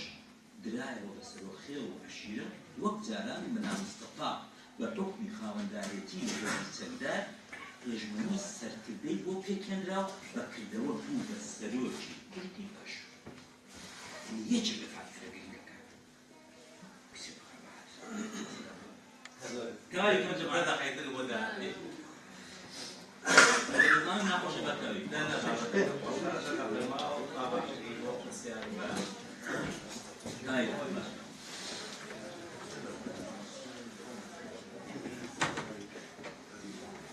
ئەوان نخبە و ڕۆشنبیر ناوی حیزبی سیاسی وردە هاتووە ناوبردنەوەی کوردی و لە ڕۆژهەڵات قازی محەممەد حیزبی دموکراتی بۆ واجهەی کۆمارەکەی پێکێنابوو دەبوو لە باشووری شتێک بدەن بۆیە بە فەرمانی سەرکردەی هێزی چەکداری بارزانی ئەمە زۆر گرنگە نە بە فەرمانی کەسێکی سیاسی و سەرکردەیەکی سیاسی چونکە هێزی پێبوو شەکی پێبوو شەقیە و شەق کوتەکە دەبوو لە باشووری شتێ بکەن بۆیە بە فەرمانی ئەم سەرکردەیە حەمزە عەبدوڵڵا لە مەهابادەوە بە کەلە نێردراوە بۆ باشوور بۆ دروستکردنی یەکەم حیزبی بەنێو دموکرات و ناسیۆنالیست کە پێیان کوت حیزبی دموکراتی کورد سەیر لەوەدا بوو پارتی وەک حیزبێکی دموکرات و مۆدێرن دەبوو چێکرێت دروستکرێت کەچی یەکەم هەنگاو سەرۆکی حیزب بوو بە مەلا مستەفا دوو جێگیریان بۆ دانا بۆ باڵانس لە باشوور کە خاوەن زەوی خاوەن چەکداری زۆر خاوەن ئێل و عەشیرەت کە یەکێکیان کاکە زیادی کۆیە بوو ئەوی دیکەشان شێرەتیکی فەقیری پیاوێکی مەقەرەبی ڕووی چکە پشتە مەحموودی شێرەتیکی ئەم دوانە بوو بە دوو جێگیری سەرۆک حەمزە عەبدوڵڵای فەقیری بوو بە سکرتێر بەنێو یعنی کاریباری حیزبەکە لەسەر شانوێ بێ ئەوانە هەرچەند بە زۆر نەکەین بەڕاستی لە عەمەلدا ئەم دوو جێگرا ئەم کاکە زیاد و هەم شێرەتی هەرگیز تەداخلی ئەو توی سیاسەتیان نەکرد پارتی دموکراتی کورد لە 1946 شەشەوە بەکردەوە نخبەی شاری وەک حەمزە عەبدوڵڵا مامۆستا برای مەحمەد مامجەلال نوری ئەحمەد تەواو زۆری تری پاشماوەکانی هیواودارکرد و پارتی شۆڕش و پارتی ڕزگاری و تەنانەت حیزبی شووری بەڕێوەیان دەبێت چالاکەکان ئەوانە بەڵام دوای حەربی عالەمی دووەم ڕووخانی کۆماری کوردستان لە مەهاباد زۆر بە سستی و لاوازی بەڕێوە دەچوو سەرۆکەکەشی کە بارزانی بوو پەنای بردبوو بۆ سۆڤێت و لە کرێملین دانیش بوو بە درێژایی ئەم 12 ساڵە حتا 1950 هەردەم ئەمانە واتان نخبەی بەڕێوەبەری پارتی لە ململانی و شێڕشەی ملشکانی یەکدا و بەربەرەکانی و ئەسۆشکانی یەکتیان بەردەوامی دەکرد بەتایبەت دوو سەرکردەی وەک حەمزە عەبدوڵڵا و مامۆستا برایی بە بیانووی شووعیەت و بردنی حیزب بەلای شووعیەت لەلایەن حەمزە عەبدوڵڵاوە بە هیچ کلۆزێک ئاویان بە جۆگەیەکدا نەدەڕۆیشت ئەوان ئەم نخبەی بەکردەوە حیزبی بەدەست بوو هەردوو جێگر لە ماڵی خۆیان دانیشتبوون کە باسم کرد و هیچ تەداخولیان نەدەکرد و کورتی کورد هەر خۆیان واتە مامۆستا برایی و ئەو نخبەیە کە بۆم باس کردن حەمزە لە داخل یەک ئەوانە خەڵای مستەفایان دروست کرد خەڵای بارزان خۆم دەمبیستم مقابلەی ڤیدیۆیی هەیە لەگەڵ هەم مامۆستا برایی هەم لەگەڵ مامجەلال لەوە دەکات بیستاژ ماوە فیلمش درۆیان بۆ هەندێتەوە لە بەغا و لە کۆیە و لە سلێمان بڵامیان کردێتەوە لە زانکۆیە باڵە لە مستەفا لە زانکۆ دەرزان لە کرێملین دێو دەچێت لەگای کرێملین فراوەیە دێو دەورەی ژنەراڵیان پێکەوە کردەوە هاوپیاڵە بۆ لەگەڵ ستالین و خۆڕەشتۆ هەموو دیعایەکی سیر و عەجیبیان بۆ دەکرد ئەمانە قسەی مامۆستا برایی و مامجەلال خۆم دەمبیستم لەوەیەکان کە مستەفاکەم لەگەڵ خۆم ناشتم مامجەلال خۆی بە کوردەکەم پێستاوە لە دەرێژەیە و پێوەشێکی زۆری لەسەر ناسیۆنالیزمی کوردی لەسەر کۆمەڵێژیەکە دەڵێ لە 1956 چوون بۆ سۆڤیەت بۆ فستیڤاڵی لاوان کە بارزانی بیربوورە کەوت ئەوەندە بەیەوە ئەوەندە قسەکانیان کردو تەنانەت مامۆستا برایم دەڵام من لە بەغدا لە نێو پارتی دەمانکوت ڕیدمۆلا یعنی مەلای سوور ئاوا ڕۆشنبیری کورد ماڵی وێران بووە بڕوای بە هیچی خۆی نەبووە مەلیکی ڕووخا و قاسم هاتە سەرکارد نوخبەی ناسیۆنالیستی مۆدێرنی شاری بە پەلەوە ڕێکەوت و خۆی چوو بە دەستی خۆی بە هەڵا و شایی و لۆغان مەلا مستەفای سەرۆخێڵی بارزانی وەک سەرۆکی پارتی دموکراتی کوردستان هێناوە بۆ بەغدا و لە کۆشکی نووری سەعیدی کوژرا و لە بەغدا نیشتەجێیان کرد و هەموو پیاوەکانیشان هێناوە یەکەم هەنگاو کۆدەتایەکیان لە ناو پارتیدا پێکرد و بە قازانجی مامۆستا برای مەحمەد و باڵەکەی ئەو بە شێوەیەکی زۆر عەشایری و نامەدەنی هەمزە عەبدوڵڵای سکرتێری پارتیان لە ماوەی چرکەیەکدا لە حیزب دەرکرد بەبێ موتەمەر و بەبێ هیچ شتێکی هەرگی نەیبوون ئەمە فەقەت بە مەلا مستەفای دەکرا بە مام جەلال و بە زەبیحی و بە برای مەحمەدوانە نەدەکرا و تەنانەت ڕێگای مەقەڕیشتان نەداو و یەکجاری و بە تەواوی ئیعدامی سیاسیان کرد لە 1950 بەڕاستی ئیتر هەمزە عەبدوڵڵا مرد و تا ئاخری تەمەنیشی ئیتر هەڵنەسایە بە یارمەتی مەلا مستەفا لە 58ەوە ئیتر ڕۆژگاری زێڕینی نوخبەی ناسیۆنالیستی شاری لە ناو پارتی لە ژێر سایەی عەبدولکەریم و قاسم و مەلا مستەفا دەستی پێکرد و لە بارەگای زەبەلاح و جەریدە و گۆڤار و هەرچی ئیمکاناتەوە بوو بگرە تا دەگاتە هێزی چەکدار و عیلاقاتی پان و پۆڕی دیپلۆماسی و گەورەبوونەوەی پارتەکەیان جا بەڕاستی ئەمە دەورایەتێکی زێڕینە لە عەبدولکەریم قاسم هەموو شتێکی بۆ دەکرد لە سەیارە لە بارەگا لە پارە لە پول لە جەریدە لە خەبات ئەو دەمدادراونە تاخی هەموویە ئەم جارەش نوخبەی ناسیۆنالیستی مۆدێرنی شار چۆ ژێر ڕچێفی سەرۆکۆز و خێڵ و چی وای نەبرد بە بێبەرنامە و لێکدانەوە و استراتیژ بۆ دەربازبوون لە قەیرانی ناوخۆ کێشەی ڕابەری شۆڕشێکی نابەجێی کوردی لە باشوور دژی قاسم ڕاگەیاندرا و کاولبوونی کوردستان و لە ناوچوونی هەموو بەهاکانی دەستی پێکرد و تا ئێستاش بەردەوامە شکافی نوخبە و سەرۆک لە داخی یەک هەرچی دەوڵەتی دژە کوردی ناوچەکە بوو پێمان فێربوون و بۆ بەرژەوەندی خۆیان زۆر زیرەکانە بەکارێن هێنای سەرۆک هەر خۆی بوو بەس تااقەتی کۆنگرە و کۆبوونەوە ئەو جورە مشاورە و ئەو شتانەی حیزبی هەر نەبوو ئیلاقال لەگەڵ دەوڵەتانی جیران لەگەڵ حکوومەتی عێراق ئەحزابی کوردی و عێراقی تەسەڕوف لە موڵکی و ماڵی حیزب سەزادان و پاداش هەر هەمووی هەر خۆی بوو خۆی ئینشقاق ئەمری واقع بوو قبوولان نەدەکرد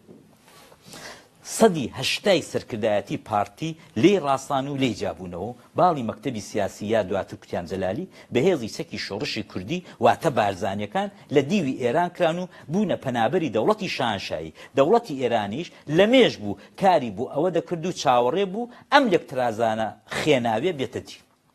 دیسان نوخبە و ناسیۆنالیستی شار دۆڕاندی و هەموو شت تەسلیمی سەرۆخێڵ کرا سەرۆک پێی باش بوو لەگەڵ ئێران ڕێککەوێت ڕێککەوت لەگەڵ بەغدا مفاوزە بکرێ کرا بەیانی ئازار بکرێ کرا جەلالی بێتەوە تەسلیم بێ لە هەفتاوێک کرا بوون بە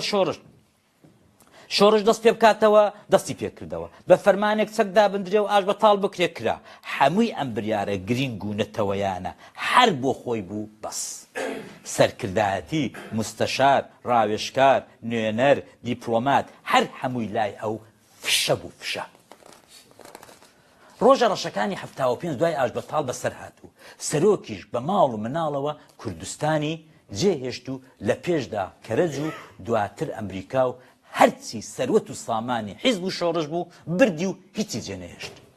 هەر کەس دەڵە وانێت دەبێ بێ بڵە بۆ وانێت بە حەقی خۆی دەزانی و حیزبی بە موڵکی خۆی دەزانی جەماعەت ئەم ڕۆژوایە من کە حیزبێک دروست دەکەم بۆ خۆمی دروست دەکەم بۆ کۆمەڵانی خەڵکی دروست ناکەم بەبەستم ئەوەیە بڵم مەلا مستەفا لە پێش هەمواندا ئەوەی کرد ئێستا دوای 6 حیزب مڵکە مڵک خاوەنی هەیە دەبێت ئەوەمان لەبیر بێت بۆیە ناسیۆنالیزمی کورد چەقیوە ناجوڵە بە هیچ شێوەیە تا ئێرە 55 ساڵ لە ناسیۆنالیزمی ڕۆژهەڵاتی ناوەڕاست گوزراوە یعنی لە 1970ەوە تا 55 ساڵ گوزراوە لە 1920ەوە کە عێراق دروست بووە 1975 ئاش بەتاڵ کراوە یعنی 55 ساڵی ڕەبەقە ڕۆشنبیری کورد شاعیر و ئەوی دیکە و فایق و شێرکەوانە دەیکوتین دوای عوسمانی ناسیۆنالیستەکانی جیرانمان لە سەردار و پەردووی عوسمانی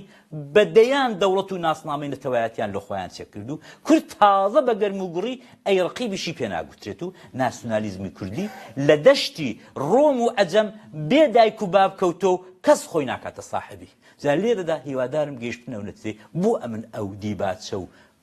مقدمەیەم لەسەر ناسیۆنالیزمی وڵاتانی جیران کرد نخبەی شاری دەستی لە ناسیۆنالیزم هەڵگرتە و هەمویان لە عێراقی ئەوجار دوای ئاشبەتە هەموو لە عێراقی عێراقتر و لە ئێرانی ئێرانیتر و لە تورک تورکترین خەریکی ڕزگاری پرۆلتاریای ئەم وڵاتە داگیرکەرانەی کوردن و مدام لە بازار و چایخانە و کۆڕ و کۆمەڵ باسی دواکەوتووی ناسیۆنالیزم دەکەن و پۆزی پێشکەوت و خوازی لە دەدەن و دەفەرمون ئەوە تا کوردایەتی چییە ناسیۆنالیزم ئەی بە و دواکەوتوانەیە و بۆ مەلا مستەفا دەبوو خۆم ئەوەیان پێکوتو بەجارێک ماڵیان وێران بوو ئەمیشیان چوو ئەویشیان چوو نەتەوەی بوونیان فرێدا و پرۆلتاریای عەرەب و عەجەمیش هەر حیسێبی بۆ نەکردن دیسان نخبەی شاری جوڵاو لە 76 ئەم جارە شۆڕشێکی نۆیان داگیرسان هەموو سەرکردە کۆنەکانی نەیاری مەلا مستەفا بە نێو دژی خێڵ و عەشیرە لێک کۆبوونەوە و توێژێکی بەرچاوی ڕووناکبیری مارکسی ناوشاریش بوونە مۆتۆری حەرەکەکە ئەوجا مارکسێتیشمان زیاد کرد مام جەلال و نەوشیرەوان دوو کەسایەتی و سەرکردەی بەهێزی ئەم شۆڕشە نوێ بوون دەستپێکی باشیان بوو دژی دواکەوتووی و عەشیرەتی و سەرکردایەتی خێڵ بوون عەدالەت و بەرابەری دروشمیان بوو زۆر زوو کەوتنە ناودڵی ڕووناکبیری شار و زەحمەتکێشی لادێ و تەنانەت پارچەکانی تری کوردستان و بانگەشەی ڕابەری بە کۆمەڵ و بەڕێوەبەری لەسەر ئەساسی ڕەخنە و لێکدانەوەکانیان دەکرد پۆل پێشمەرگە هات پاژماوەی سەرۆکایەتی پێشوو ئەمەی بیست و بۆی قبوڵ نەبوو مەبەستم قیادە موقەتەیە کە خەڵکی تر ئێستا دوو سێ دەقە ماوە بەڵام مەسیج زۆرەکەم برادران کاگعالی 5 دقەیتر ئیزافە بێگەرە باش وڵاخر نەتیجەکە بەو خودای خۆش بەو خودایی پێتان دەڵام خۆشەکە وەک جیپەکەی دە و ئاخرەکەی دەیە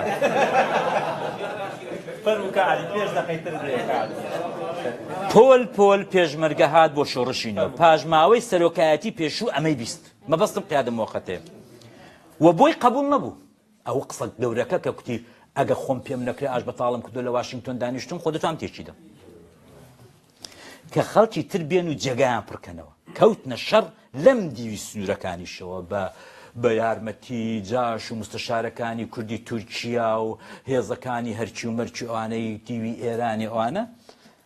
لەگەڵیان و زەربەی گورچک بڕیان لێوەشاندن و لە کارەساتی حەرکاری 1970 بەشێکی باشیان هەر لە ناوبرد 700 کەس تێدا چوو من ئەو کاداش نابووم لەگەڵ یەکێتی و بۆ هاتی چۆشتیا نوخبەی لاوی شار فریایان کەوت جا بەڕاستی وا بوو چت کوراکە من لێوێ نەبووم دوایوی بەڕاستی ینی دەنگی دایەوە کاکە هەموو کوژ لەشکری شکاو دنیا ئەوەی کە تۆ جارجار دەڵێ بە دەفەکەی دەرێژ عەبدوڵڵای تازری چی شکستم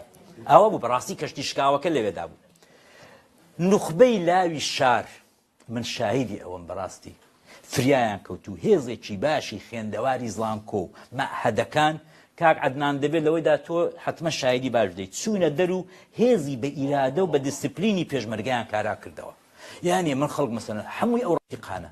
ساڵی دوی زانکۆ بوو ساڵی سێ زانکۆ بوو هاتون مەسەلەن لە ژێر دەستی مەسەلەن خولە کەشکۆڵی پێشمەرگە بوون فەقیرانە لە ژێر دەستی مەسەلەن هەمەی حاجی مەحموودی فەقیرانە پێشمەرگە بوون بەڕاستی ئی وەکو دانای ئەحمەدجی توانە کوڕە چوو زانم ئەو شوانەی شێخ ڕەوف ئەم زۆر بوون زۆر لەبیرم نەماوە یعنی ئەم نوخبەیەی شاری تەلەبەی زانکۆ هاتن ئەم شکستەیان بردەوە سەرێ و هێزی پێشمەرگەی یەکێتیان گەیاندە ئەوەی کە ئەوە هەبێت ململانی ئۆستۆشکانی سەرکردەکان دیسان دەستی پێکردەوە ئین شقاق دوای ئین شقاق خۆیان لە داخی یەکتر لە تووکوت کرد بزوتنەوە جیابەوە ئەوی دیکە جیابەوە مفاوەزە کرا و شکستی هێنا دەنگی ناحەز و ڕەکەبەرانی ناوخۆ لە ئی دوژمن کاریگەرتر بوو ئاڵای شۆڕش لە خۆڕە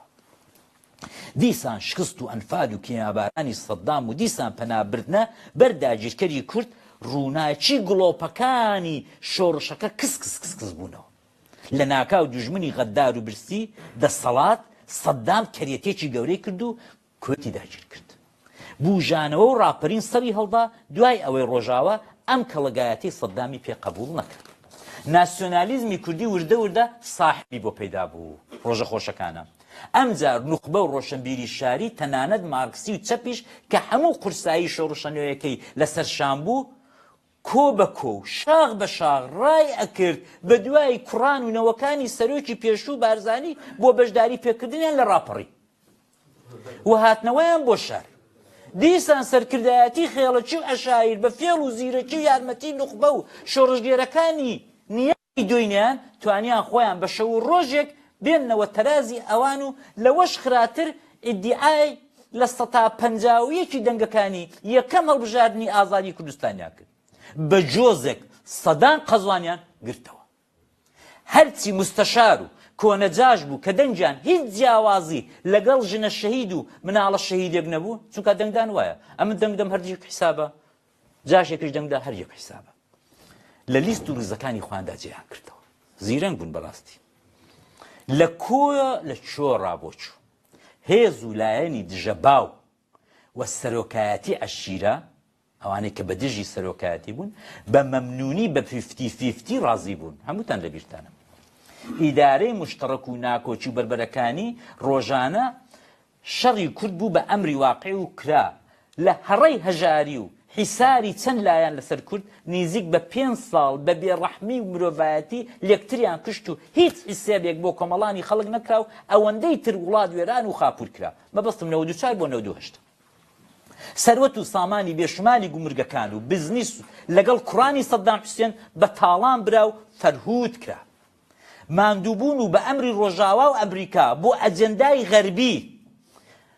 ئاشتیانی کردنەوە و نە شەڕ و نە ئاشتی درێژە درا بە تاڵانی کوردستان و دوو حکوومەتی سەوز و زەرد ئەمری واقع بوو. ئەوجار دیسان عێراق بۆ بە ئەجەندای ڕۆژاوا بریادرا سەدام نەمێنێت. کوردیان پێویست بوو. ئەمریکا هەرگیز حەزی لە شۆڕژگێر و چەپ و نوخبەی شاری وڵاتانی ڕۆژهەڵاتی ناوەڕاست نەکردووە. ئەمە زۆر گرینگە ئێستا ئەو برادەرانە تەوجیهی پێ بکەن. و ئەوان بە دۆستی استراتیژی خۆیان نازانن و زۆر لەگەڵ بیر و بۆچوون و ڕابردویان سازگار نییە. بۆ وان زۆرتر هێزە کۆنسەرڤاتیڤ و سەرۆخێڵ و گوندی مەتلوبن. خۆشیان گوتیان هەمووتان لە بیرتانە ئێمە بۆ عێراق و ئەو ناوچانەی شەرق الأوسەط ئەو دیمۆکراسیەمان ناوێت کە خۆمان لە ئەمریکا هەمانە. قسەی چێ بوو جەماعەتەوە؟ بوشی کوڕ. ئەقڵیەتێک بەوان دەڵێ پاوەن قەرار و دیکتاتۆر تەرەف بن نەک هێزێکی ئەلمانی و چەپ و ئەنواعی بیر و هزر و ڕای جیاواز و وەک یەکێتی و گۆڕان و کە دەیان چۆخای هەیە. ئەمەشیان بە کردەوە کردەوە مەبەستم هێزە ئیلمانیەکانە کردەوە بە کردەوە کردو بزانن لە ڕۆژهەڵاتی ناوەڕاست هەرچی دیکتاتۆرە لە بەرەی ئەمریکا و لەوان نزیکە. بۆیە بە ئاشکرا و ئەیانی مەبەستم وایە کە من ئەوم پێ بخراب نییە کە هێزی پلۆرالیزم و ئەوانە هەبێت بەڵام ئەمریکا ئەوەی ناوێت. بۆیە بە ئاشکرا و ئەیانی دوای لێدانی سەدام و ڕژانی 100 میلیارد دۆلار و دەستگەیشتن بە نەوتی کوردستان لەگەڵ ئەوەش ئەمریکا بە فعلی حاکمی عێراق بوو بەڵام چاوی نوقان لە ئاز زۆر بزنیس و قاچاغ و گەندەڵی و هاتوچۆی دراوسەکان و مانەوەی بنەماڵی بارزانی لەسەر کورسی دەسەڵات. ئەم حەقیقەتە بەجۆی یەکێتی و دواتریش گۆڕان دادرا و لەسەر ئەرزی واقع هەمویان ملیان بوو ئەو هەموو خۆدەوڵەمەندکردن و دزی و تاڵانەی ئەو بنەماڵەیە ڕاکێش. ناسیۆنالیزمی کوردی ئێستا بەکردەوە خێڵک خاوەندارەتی دەکات. ئەوە بەحسی جەلسەکەمان بوو کێ خاوەندارەتی ناسیۆنالیزمی کورد لە باشوور دەکات و ڕۆژانە نانی لێ دەخوا و مزایدەی پێوە دەکات. هەروەتر پێشمەرگە کە بۆتە بەشێکی دانەبراو لە دیسکۆرسی ناسیۆنالیزمی کوردی باشوور شەو و ڕۆژ یاری پێوە دەکەن و مزایدە. ئۆپۆزیسیۆن کە بە هەتا و تین و گوڕەوە هەڵاو گرمەوە هاتە پێش بەداخەوە زۆر پشووی کورت و زۆر زوو کەوتە سازان و سازش لەگەڵ لایەنی دەسەڵاتخواز و چەوسێنەر. دەسەڵات بە ڕۆژی ڕووناک گەورەترین زۆرداری و پێکردن و جارێک بە گەورەترین زۆرداری پێکردن و جارێک دەستی بەسەر داهێنان و لە تەنیش خۆی لایە لە لای کورسی دەسەڵات داینان و تاوێکی تر فڕێدانە ئەو دیویست نووری خۆیان و هەر حیسێبی نەتەنیا ئیستحقاقی دەنگ بەڵکو بە بای خەیاڵشی دانایەت شتێک هەیە پێی دەگوترێ ئۆپۆزیسیۆن و بە هەمووان کە بە هەمووشان نزیک 1 میلیۆن دەنگن یعنی لە 2 میلیۆن دەنگ 1 میلیۆن دەنگ وەلاندراوە. ئەمە دەسەڵاتی سەرڕۆت و تالیتێرە کە هەمومان ئاشنایەتی کۆنمان لە هەموو ناوچەکە لەگەڵیدا هەیە و ئەزمونێکی پڕ لە خوێن و کوشت و بڕ و سێتارە و دمکوتیان لە خۆیان جێهێشتە و هەر بەردەوامیشت. ئێستا دوای نزیک بە 100 ساڵ دوای لە تووکوتبوون و دەوڵەتە تازەکانی عوسمانی ناسیۆنالیزمی کورد کەوتۆتە دەستی خێڵ و عەشیرە کەسایەتێک کە عاشقی ماڵ و مناڵ و کوڕەکانی خۆیەتی خولیای کورسی و پایە و پۆستی خۆیەتی پێی وایە خاوەن و خودای کوردە نوخبە و ناسیۆنالیزمی شار خۆی بە دەستی خۆی لە کارامایی و ناتەوانی خۆی پاڵی دەداوەتەوە بەوە ڕازیە کە بچکێک بەشی پێ بدرێت ئیتر بیر لەوە ئەرکە گرینگە 100 ساڵەی لەسەر شانێتی دەبوو لە مێژ با بە ئەنجامی گەیان با و دەوڵەتی کوردی ئەرکی ئەو بوو کە چی بە بای خەیاڵی دانایە ڕۆژانە خەریکی خۆڵ بە چاوی خەڵکداکردن و خۆڕازیکردن و جەماوەر فریودان بە دوو چاوپێکەوتن و لێدوان و ئیعلامی لاوازی تر وا دیارە بەشی خۆیان ڕازی بوونە ئەوان خۆیان ئەرکی دەوڵەت چێکردن و پێشەوایی ناسیۆنالیزمی کوردیان دوو دەستەچی تەسلیمی تۆژ و بنەماڵەیە کرد کە ناکرێ و ناتوانن بە حکمی مێژووی نەتەوەکان و دەوڵەت دروستکردن ئەوان ئینتخابی باش بوون بۆ ئەو مهمە ناسیۆنالیزمی دەوڵەتان دیاردەیەکی مۆدێرن و ئیسەردەمی بورژوازی و کاری نوخبەی پێگەیشتووی شارە بەشێکی گرنگ و دانەبراوی ناسیۆنالیزم مافە مافی شارومەندی و دموکراسی مەدەنیبوونی دەوڵەتان و سەروەری یاسا و یەکسانی و عەدالەت بەشە گرنگەکانی دانەبراوی ناسیۆنالیزمە ئەم ناسیۆنالیزم و دەوڵەتە بە حیزبی مۆدێرن ڕابەری دەکرێت حیزبی مۆدێر لە نوخبە و کادر و مرۆڤی مۆدێرنەکان پێک دێ بەشێکی گرنگی تری ناسیۆنالیزم و دەوڵەت چێکردن پاراستن و ئابووریەتی بەبێ ئابووری دەوڵەمەند دەوڵەت بەڕێوە ناچێت و قاچی لە عەرز نابێت دەوڵەت دەبێت لەسەر دەستی کەسانی بێتە چێکردن کە نیشتمان پەروەر و دڵسۆز بن بۆ وڵات و گەشەی وڵات بورژوازی نیشتمانی کۆڵەکەی ئەساسی دەوڵەتی نەتەوەیە بە سەروەت و سامانی مەسئولان و کوڕە مەسئول و قاچاقچی نەوت و دز و جەردە بورژوازی نیشتمانی دروست ناکرێت کاتێک سەرمایه‌داری کورد بەدەیان کارخانە و سەرمایه‌گوزار و پێشکەوت و سەرمایه‌گوزاری پێشکەوتوو لە وڵات دەکا بۆ قازانجی خۆی و بەرگری لە سەرمایە دەوڵەتەکەی وەک تۆوی چاوی دەپارێزێت ئەدمنیستریشن و یاسا و تەمیناتی بۆ فراهم دەکات و ئەقڵانی بەرەو پیری خەتەرات و ڕووداوەکان دەچێت بەیانی قسێک ناکاو ئێوارە بیری بچێتەوە ئەوە تا ئاخر تنۆکی خوێن سنوورەکانی دەپارێزێ و ئیجازە بە دراوسەکان نادا بە کەیفی خۆیان ڕەمبازەی تێدا بکەن و ڕۆژانە دەیان جار بیبەزێنن ئەو لە جیاتی ڕەقاسە و کوڕە بێ مستەوا و قاچاقچیەکان و بازرگانەکان ڕۆڵەی نیشتمان پەروەر و ئازا و بەجەری دەکاتە بەرپرسی میحور و پاراستنی سنوور ئەوانەی بەڕاستی دەتوانن دەوڵەتی کوردی چێ بکەن بە کەوچ کێک ئاو و مەلەو و بەلافاوێکیش ناومێد نابن ئەوانەی بە دوو ئیدعایە و هاتنە پێشی چەند زندۆکە لە مەخمور یەکسەر دەست دەکەن بە چۆلکردنی پایتەخت محەقق پیاوی دەوڵەت دروستکردن نین ئەوانەی دەوڵەت دروست دەکەن هەروە بۆ کوڕی خەڵکیان ساعتێک تەواو هەروە دوو کۆڕیترە ئەو کەداجا ئێستا یەک دقیقە ماوە هەروە بۆ کوڕی خەڵکیان لە ئیخۆیان خۆشتر ویستۆ و ئامادەی هەموو گیانفدایی و فیداکاری و ڕاضەت کێشانێک بوون ئەوانەی بە هەزاران گڵۆپی کارەبا شەوانەدا دەگیرسێن و لە تەنی جوانیش بە ڕۆژ و دوو ڕۆژ ڕووناچی نابینن دەوڵەتیان پێ دروست ناکرێ ئەوانەی سامانی نەتەوەی و سەرەتی خەڵکی هەژار بۆ لە خۆڕازیکردنی ئەربابەکان بە هەرڕاز دەفرۆشن هەرگیز ناکرێ بڵێن دەوڵەتمان بۆ دروست دەکەن بە کورتی دەوڵەت و نەتەوە دروستکردن مێژوو عیلمی سیاست پێمان دەڵێ کاری ناسیۆنالیزمی مۆدێرنی سەردەمی بورژوازی و سەنعەتیە ئەمە کاری میل و ئامور و عەقڵی لادێ و گوند و ئەو خێڵ و عەشیرە نییە بە شەریەت لە مێژە سەردەمی فۆئۆدالی و خان و بەگی تێپەڕاندۆ و ئەوان هەرگیز حەولی دروستکردنی دەوڵەتی مەدەنی و دموکراسیان نەداوە ئەوان زۆرتر لە قایمکردنی دەسەڵات و خەڵک و خەڵک بە کۆیلەکردن و شارەزان و حەولی پێکێنانی ئەرتەشی نیشتیمانی منەظەم و مۆدێر نادەن بەڵکو زۆرتر پیا و سوار دروست دەکەن بۆ خۆیان و بەرگری لە ماڵ و سەروەتی خۆیان نەک نیشتمان ئەوان زۆرتر مڵک و ماڵ و زەوی و زاری خۆیان زیاد دەکەن نەک وەڕێخستنی کارخانە و ئینتاجی خۆماڵی و نیشتمانی بە کورتی ئەوانەی ئەمڕۆ بەداخەوە بە ناحەق کراونە باوکی ناسیۆنالیزمی کورد لە باشوور کاتێک حەول نادەن بۆ جێیشێکی نیشتمانی بۆ سەروەری دادگا و قانون بۆ ئاشتەوایی کۆمەلگا بۆ عەدالەت بۆ دیموکراسی بۆ ئازادی هەمەچەشن بۆ دەستاودەستی دەسەڵات بە شێوەی مدێرن و بۆ فیرۆنەدانی سەروەتی نیشتمانی بەڕای من هەرگیز ناتوان دەوڵەتی کوردی دروستکرد سپاس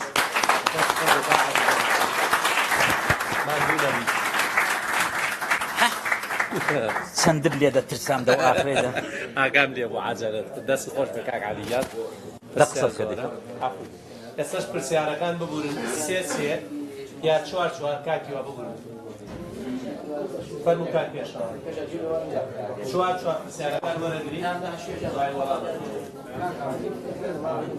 بەم ریزە بابڕوا فەرموو کاک پێشەوە دەست خۆش کاک عەلیگیان مەمنون دانیشتن لەگەڵ جەنابدا جۆگرتن لە جەنابێت نە بە سەعاتێک و نە بەدوانە بە سیاق قەتاوە نابێت لوتفتێ بەرەوەی هەڵسوکەوت و قسەکردنی جەنابێت تام و چێژی خۆی هەیە ئەزانی بەچی ئوسلوبێ لەگەڵ مقابلەکە تا مێشتی ڕاکێشی بۆ لای خۆت لوتفتێ باوەڕکە من قەت ئەو نەدانەنیشتم سەعاتێک گوێ لە کەس بگم و بێتاقەت نەبم من لە بیدایەتە بە کاغازی وتم لە 45 دقیقە نەیە زیاتر بەهەر حاڵ کاک عەلی پیاوێکی مەردە پیاوێکی تێکۆشەرە حەز ناکەم ئێمە لە نزیکەوە مەدحن ئێمە وا فێر نەبووین مەدحی کەس بکەین لە بەردەمی خۆیان بەڵام هەڵبەتە ئەم پیاوە شایستەی ئەوەیە کە ئێستا بەڕاستی کورد بیر لەوە بکاتەوە کە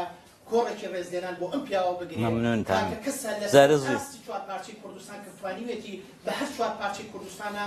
بگوزەرێ بۆ خەبات لە پێناوی هیچە تا ئێستاژم پیاوە ساحێبی وەزان هیچ شتێک نییە ئەوی هەموو ئازانیمانە بەڵام بەداخەوە ئەو کوردێک ئێمە ئێستا وا پارچە بووە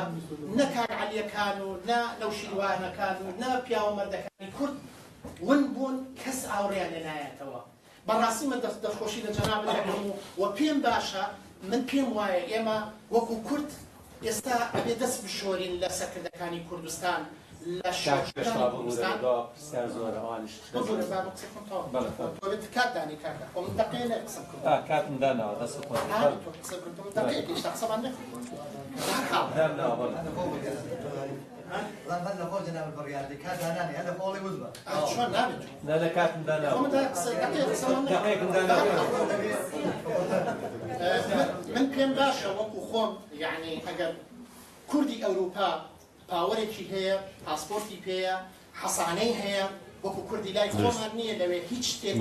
لە بارانیە ڕێزم هەیە بۆ ئێوەرە پشیلەیەک زیاتر لە قەدری هەیە لە کوردی لای ئێمە من پێم باشە کورد لە ئەوروپا دەستکراوە بێ بتوانێت گروپێکی فشار دروستکە بۆ سەر ئەم دەوڵەتانە بتوانین لە ڕێی ئەم گروپە فشارەوە فشار بکەینە سەر وڵاتی بەریتانیا وڵاتی ئەمریکا ئەوش فشاریش ئێمە طبعا نەزانین چ جۆرە فشارێکە بتوانین گروپێکی گەورە دروستکەین سیاسەتمەداری وەکو کاک عەلی و خەڵکانی کەمان زۆرە لەم پیاوانی کە ئێستا ئێمە یعنی بەڕاستی ئەوڕێن لێ نادرێتەوە بتوانین لەو دەرگایەوە دەرگا بۆ عەبدوڵڵا ئۆجالان و سەرکردەکانی باکوور و ئەم وەزعی کە ئێستا لە کوردستان هەیە ڕۆژ بە ڕۆژ خەڵک بەرەو نەهامەتی و بەرەو مردن ئەڕوا بتوانین دەرگایەکیان لەسەر بکەینەوە زۆر دروست ببورن هەر یەکە یەک دەقەتان یەکی یەک دەقەتانێ خوشکە تۆ فەرموو دوایەوە کاک شۆڕش خوشکە چیمەن خوشکە چیمەن سەرەتا دەستخۆشیەکەم لە سخەندانی بۆ کاک عەلی کەریمی زۆر سوپاس مێژوێکی چڕۆک و جوان پێویست بوو بۆ وەبێهێنانەوە بەڵام من خۆش بوو یانە حەزم ئەکرد ئەوەی ببیستم کە لە ڕوانگای جەنابتانەوە چارەسەرەکە چییە چونکە لە ناو قسەکانتانە فەرمووتان کە یەکێک لە سەرەکیترین بڵێن خەڵەکان ئەکەوێتە ئەستۆی ڕووناکبیرانی کورد کە زۆر ڕاستە زۆر دروستە ئێمە لە ئێستایشەوە لە 2000 ساڵ ڕابردووی چا تا ئێستا لە ناو کووردا چۆمسکیە یا ژاک دریدایە هەڵ نەکەوت و لەوانەیە هەر هەڵیش نەکەوێت لەم کۆڕەدا ئەمڕۆ کە ئێمە هەمومان ئیدعا ئەکەین ڕووناکبیرین 1 و 2 3 و 4 و 5 خانم هەن کە من بۆ ئەو دوو خان بە بەڕێزە نازانم بەڵام ئەم پەنجە ڕۆژهەڵاتی واتە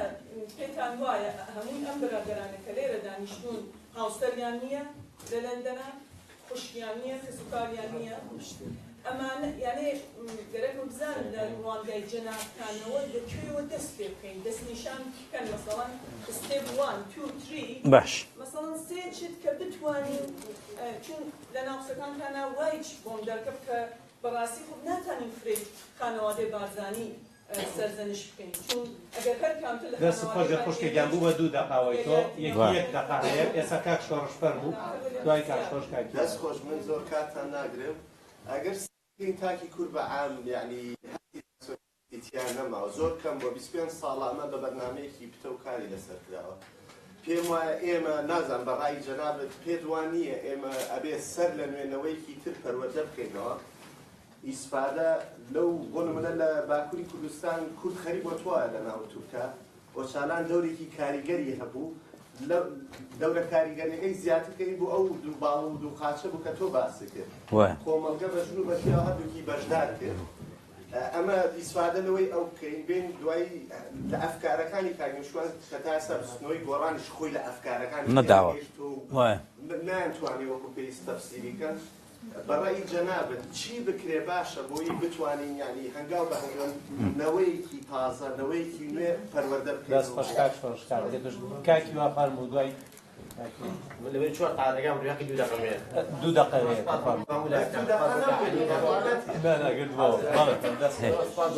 بەخێر بێکا و ئەڵێن خێرایی بە پرسیارەکەم ئاراستی جەناب بکەم بەڕاستی ئێمە بابەت لە کوردستان بینین ئەم پرسیارەمە ئاراستی کاک دکتۆر مەریەم عێشکە لەگەڵ مابوو کوردستان تەدبیر بۆ بەڕاستی ئەو حیزبانە هەموو کوردستانی بە شەواتە کوردستان بەڕێیەکەن با ئێمە لەسەر ڕۆنی ئیشکەین ڕەوەندی ئیسرائیل ئیسرائیل ڕزگارەکەم سێم دۆ دووبارە کردەوە ڕۆندی هیندستان هیندستانی ڕزگار کرد ئێوە ئەتوانن هەموو نووسەرەکان کۆ بنەوە مثلا تیمێ دروستکەن یا مثلا گروپێ دروستکەن یا پێوە چۆن مجلس شوڕ مواجهە دروستی کەن بۆی هەمووتان لەدەبنا کۆ بینەوە هەر لە شارە نوێنەرێکان دارن بەیانی کە مثلا بۆ نمونە ئەڵێن پەرلەمانی تورکیا پەرلەمانی کوردستان ئێوە هەمووتان پەیامی بڵاوکەنەوە بۆ ئێمە هەموو بینە سەجادە 100,000 کوردی لە بەریتانە 100,000 کورد ئەمە توییتی بە هەڵتوڕێنەرە هەیە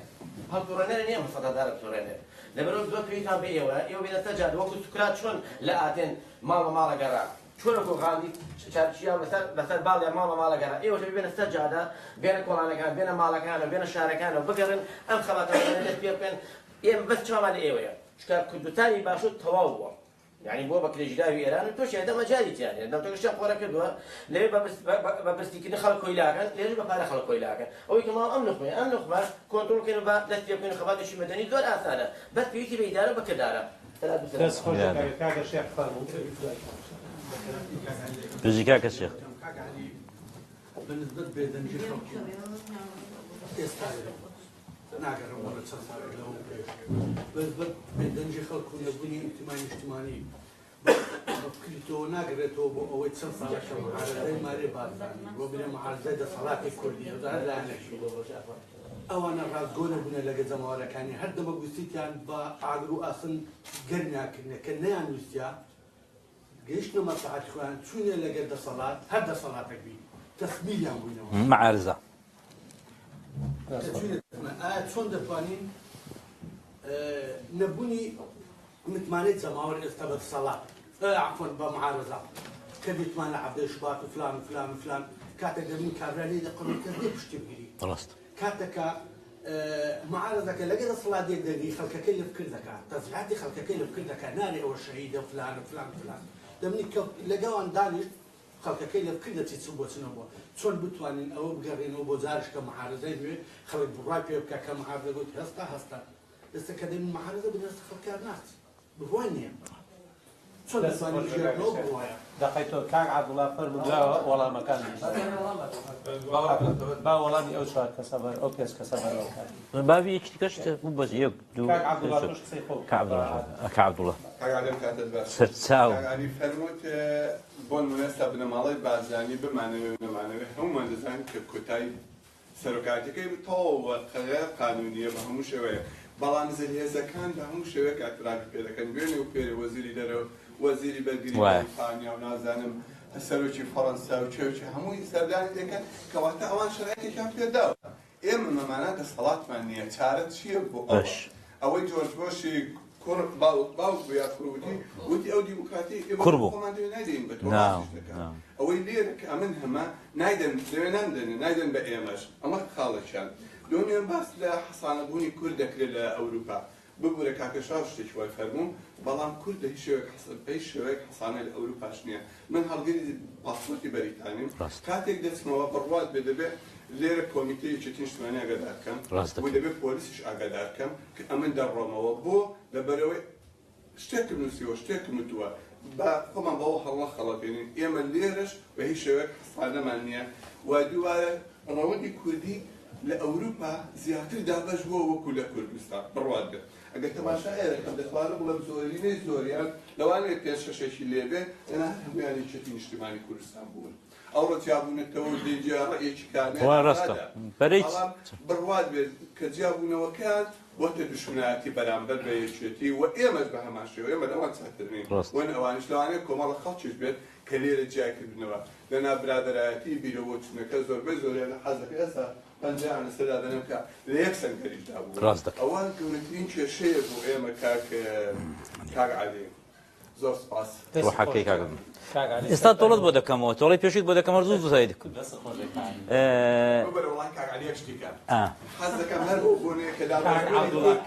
قەید ناکەری دەمەوێت بەو بۆنێوە وەکو ڕێزیدانێک لە کاک عەلی کەریمی لە KCC ڕۆژێک دادنین و بێوەش ئەو کاتە دەردەکەوێت داخوازانە کورد چەند دابەش بووە بەڵکو ببمە هۆکارێک KCC بڕاتەوە دوایی لەگەڵ کاک عەلی باسیکەن جا ئێستا باسەکە باسێکی KCC دەست خۆش دەکاکین کا عەلیگیان فەرمو جوابیان بە خوا برادەران با وەڵامەکە تا وەرگرن قاوەیەکم دێ قاوە ئەو بۆ چوت بەڵێ بەڵێ باش ئەوەی تۆ لێ وایە من پێم خۆشە KCC نییە ببورن پێم خۆش خوا با لەسەر KCC دەکەین دوایی بێنە سەرەوە کاکە پێشەوە بەخوا دێبچنەوە ئەو دوای هەمومان ژنەکان تێوەردن ژنەکان کچەکان تێوەردن بە KCC زوندوی کێنی بێت بێت بەجێش جا کاکە زۆر زۆر زۆر زۆر سوپاسان دەکەم بەڕاستی من شایەنی و هەموو ئەوە نیم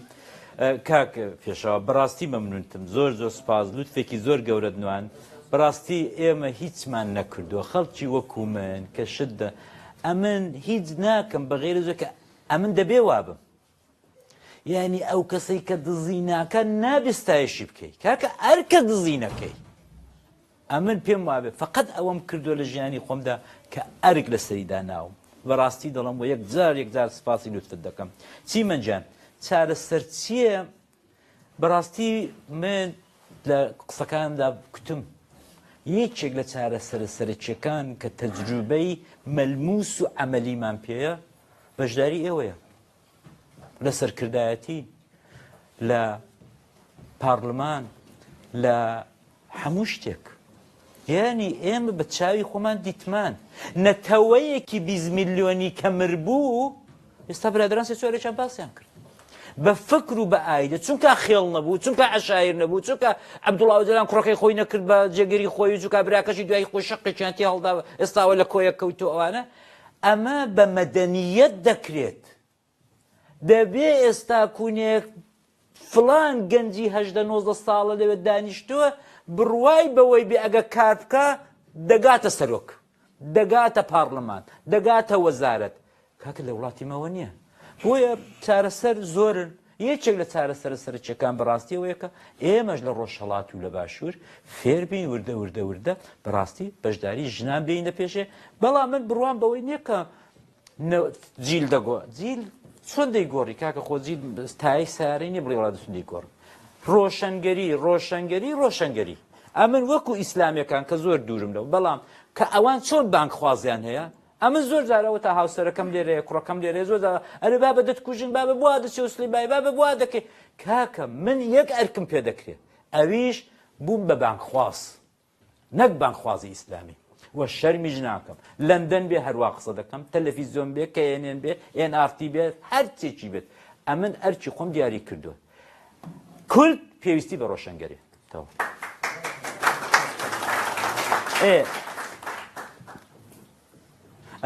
شۆڕژان بەشێکی جوابی تۆش بوو یعنی نەوە ناگۆڕێت بەڵام دەتوانین ئێمە عەقڵێتمان بگۆڕین دەتوانین بین بەڕاستی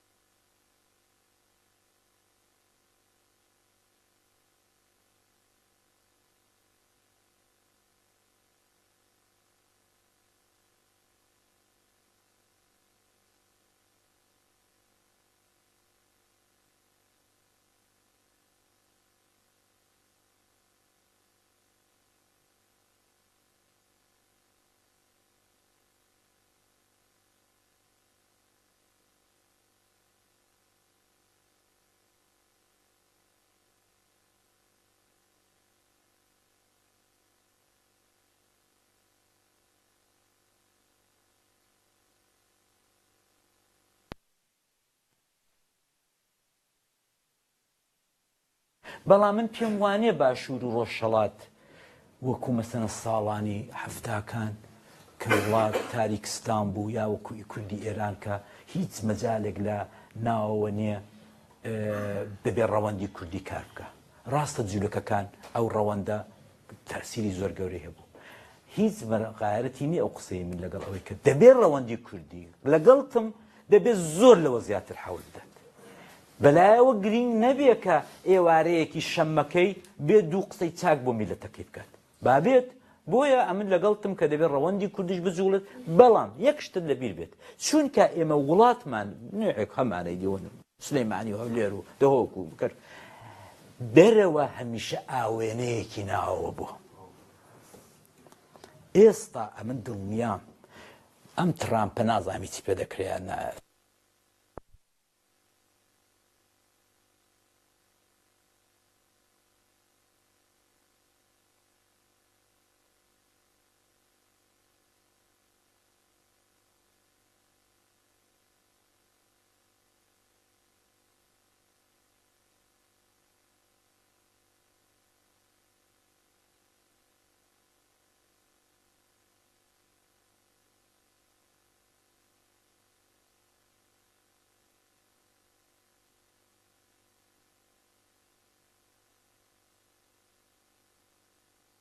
حل عالمية كم شيخ محمود يدرس،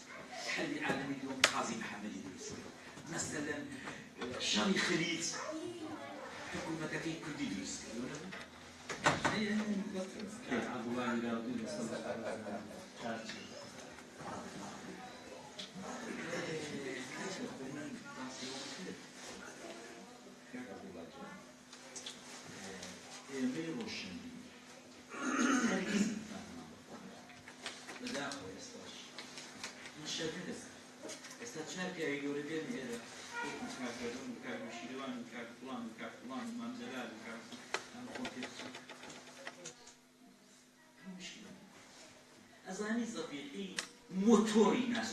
کورد بوو لە ڕۆژهەڵات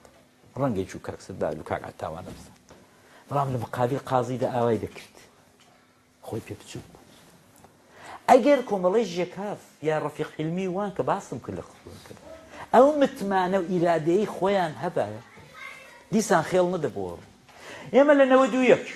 هەزار جار هەمووتان زۆربەتان ڕەفیقی نزیکی دۆستی کاک نوشیروان چەند جاری بۆ باس کردوون لە قاسمە ڕەش بەختیاری برا موسە لە چاوشین چون بە زۆری بە سعودیان ڕاکێشایەنایانەوە بووە ڕانێ هەمووتان بیستوتانە ئەی کاکە بۆات کرد خۆت ڕۆژەمبیری چەپی کۆمەڵی مارکسیلێنینی بووی کۆمەڵی ڕۆژدەنان بووی شۆڕشەکە تۆ کردوتە تۆ سەدان نامەڕیشە تەسلیم کرد تۆ تەسلیمی ئەوەت کرد مەڕێک ئەتۆ لەسەر ڕێگای تۆدا ئەوان ئێستا بۆچی شەر نەدەکەی بۆچی شەر نەدەکەی پێی ماڵی بارزانانی هاتن فێڵی خۆیان کرد دەست بەجێ چون زانیان سندوقی دەنگدانی تر ئەم لاولا نازانێت من و کێ و کێ دەنگماوە پێ چون هەرچی کاکە ئەو کاتی کە یەکێکی هاتەوە لە قاسمەڕەش کاک ئەدنان لە ترۆپکی خۆیدا لە ترۆپکی خۆیدا پێشمەرگە لە ڕۆژباشووری کوردستان هێشتۆکە 7,000 کەس بەڵام چەند جاشتان هەبوو لە 86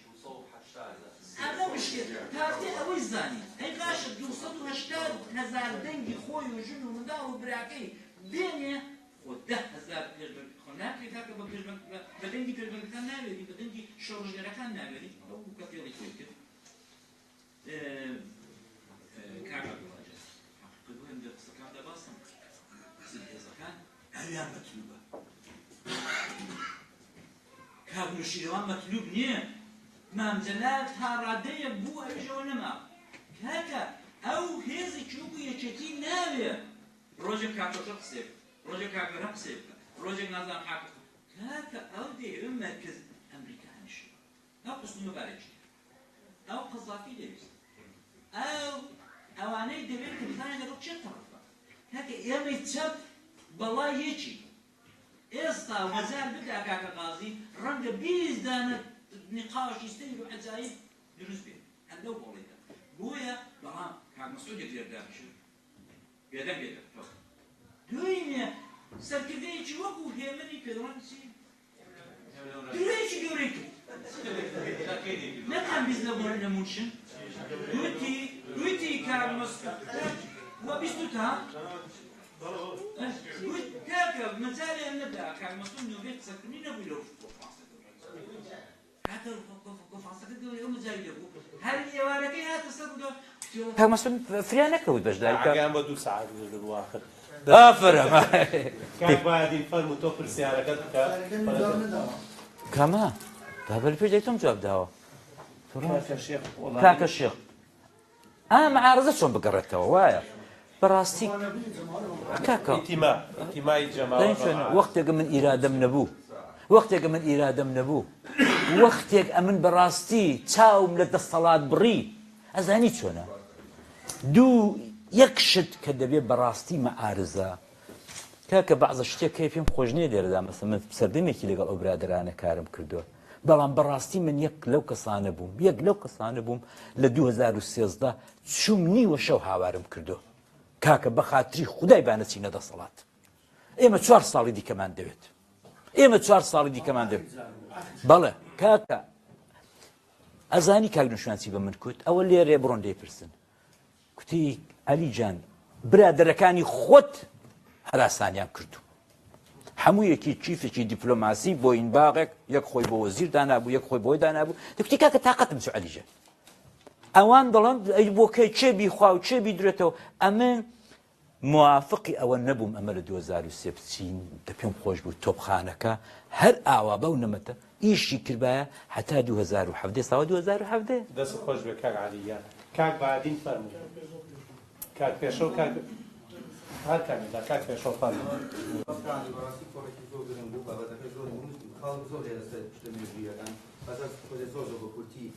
بەڕاستی گونا ئەمە خاڵکردنی دۆری شەماحموودکەین شێماحموود کابرایەکی منە وەتەنیە و کابرایەکی عاشایری پۆپۆلیستی دیکتاتۆری تورکپەرستیش بۆ تا ڕادێکی زۆر ئێستا لە نامەکانی وەڵسین لە ئەم دۆکومنتانی کە ئێستا بەڕەوا بوون لە وەزارەتی خارجیە ئەگەر پێ بە وجدانەوە بیخوێنێتەوە ئەنێ هەستگاوی ئینگلیز بۆ کوردی کردووە پێش عەرەب بۆ کەسی نەکردووە ڕاستی وەزارێکە لە ئینگلیز تا ڕادێکی زۆر یەکەمین وڵات یەکەمین حکوومەت دوای ڕووخانی ئیمپراتۆریەتی عوسمانی بۆ کورد دروستکراوە کورد کە خۆی فەقیانەکەی دەستیەوە پێچە ئیسلام هەڵوە بەرحەڵ زۆر شتێکی یەکێ لە خاڵەکانی تریش ئەوەی تۆزێ باسی کوردستانی گۆڕانیشی کردە یعنی کاک پێشە یەک دەقە بوو هەر یەک کەس تا پێ بەتایبەتی شەخسی کاکۆشیوانیش بەداخەوە هەمان ڕێچکەی ئەوانیشی بەس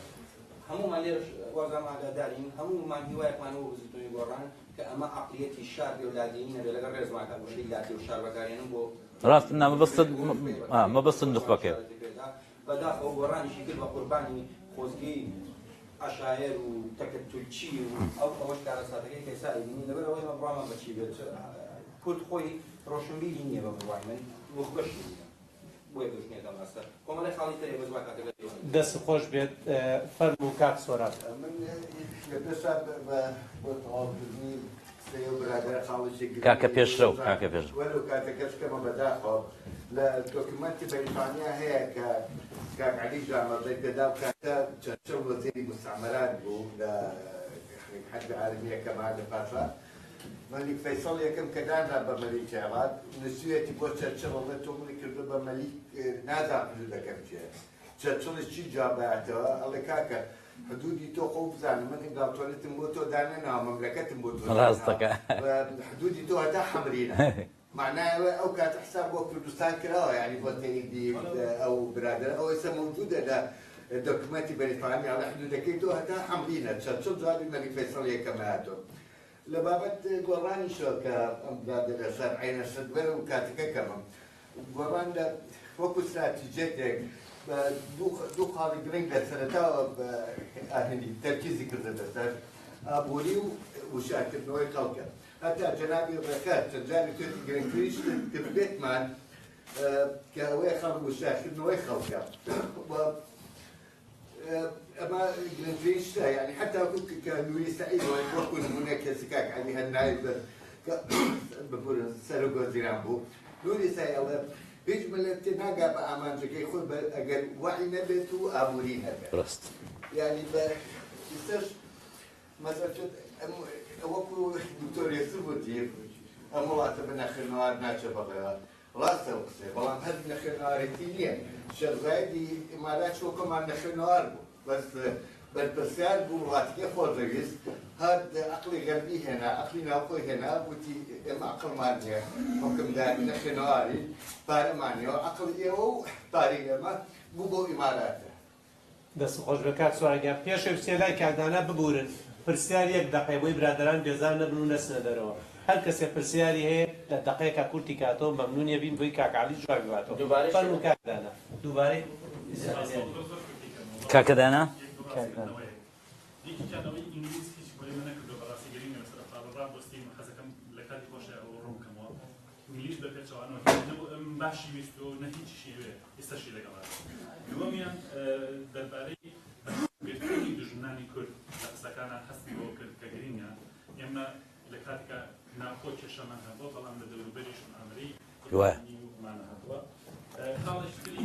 گرین ئەوەیە کە دیموکراسی بۆ ئێمە ناوادە بوو لە کاتێکا دیموکراسی پێشەشم کراوە هاتوینە سەرحال بۆ منە ساڵی 92 ئێمە هەمومان نەزانین لە مێژووی هەموو وڵاتە دیموکراتەکانە هیچ کەس دیموکراسی یەکسەر بەدەست نەکەوت بە مێژوویەکی ترانزیشنەڵا ڕۆشتەوە بووی کە دیموکراسی کێشەی ئێمە بەشێکی ئەوە بووە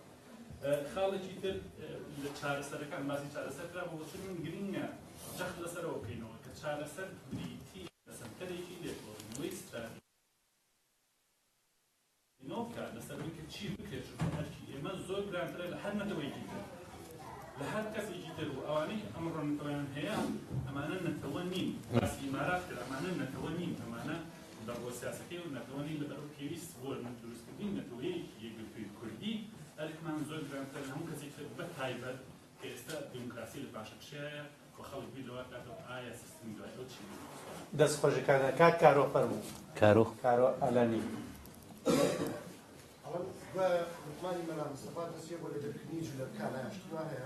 دەرکردنی جوولەکەکانی کوردستان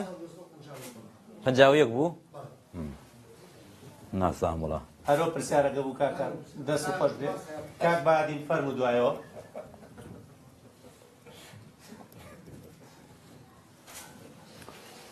عتا تۆ دەستتە بوو لە جوولەکەکان بە خودای کاک بەعادیگیان فەرموو کاک بەعادین فەرموو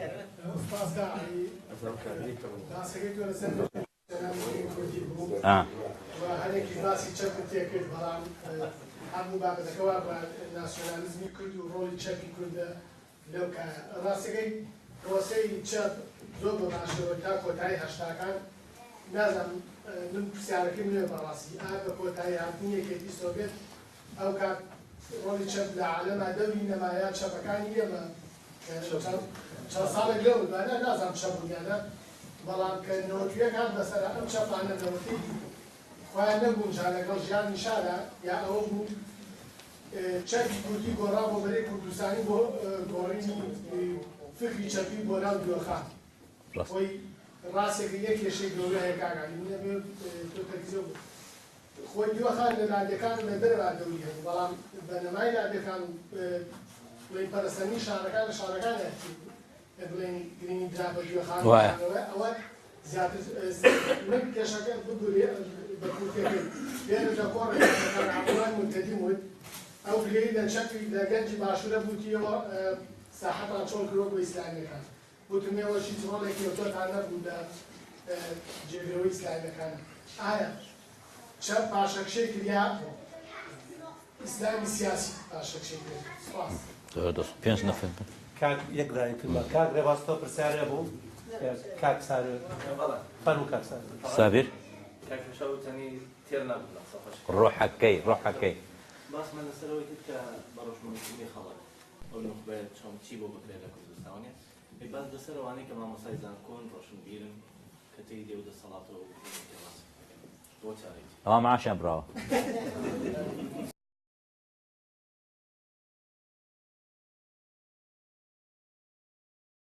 بەڵام باش بووم لەسەر سکایپ بووم دوور بووم لەوێ بە ئەم قراب دەقۆمە پێشە جانکوای لە کوێی ئەم لەگەڵ شەمەم لەسەر تۆ مخالفنەوە ئیشارەشم پێ کرد بەڵام کوڕی باش ئەمن شەو ڕۆژنانی سلێمانیان دەخۆم ئەمن بڵێم قسە بە شێخ مەحموودی بڵێم ئاوا کردم بەڵامی تر بە لێفە و ئەوەوە کردم دی خۆ تۆش ئەوەندە کاکە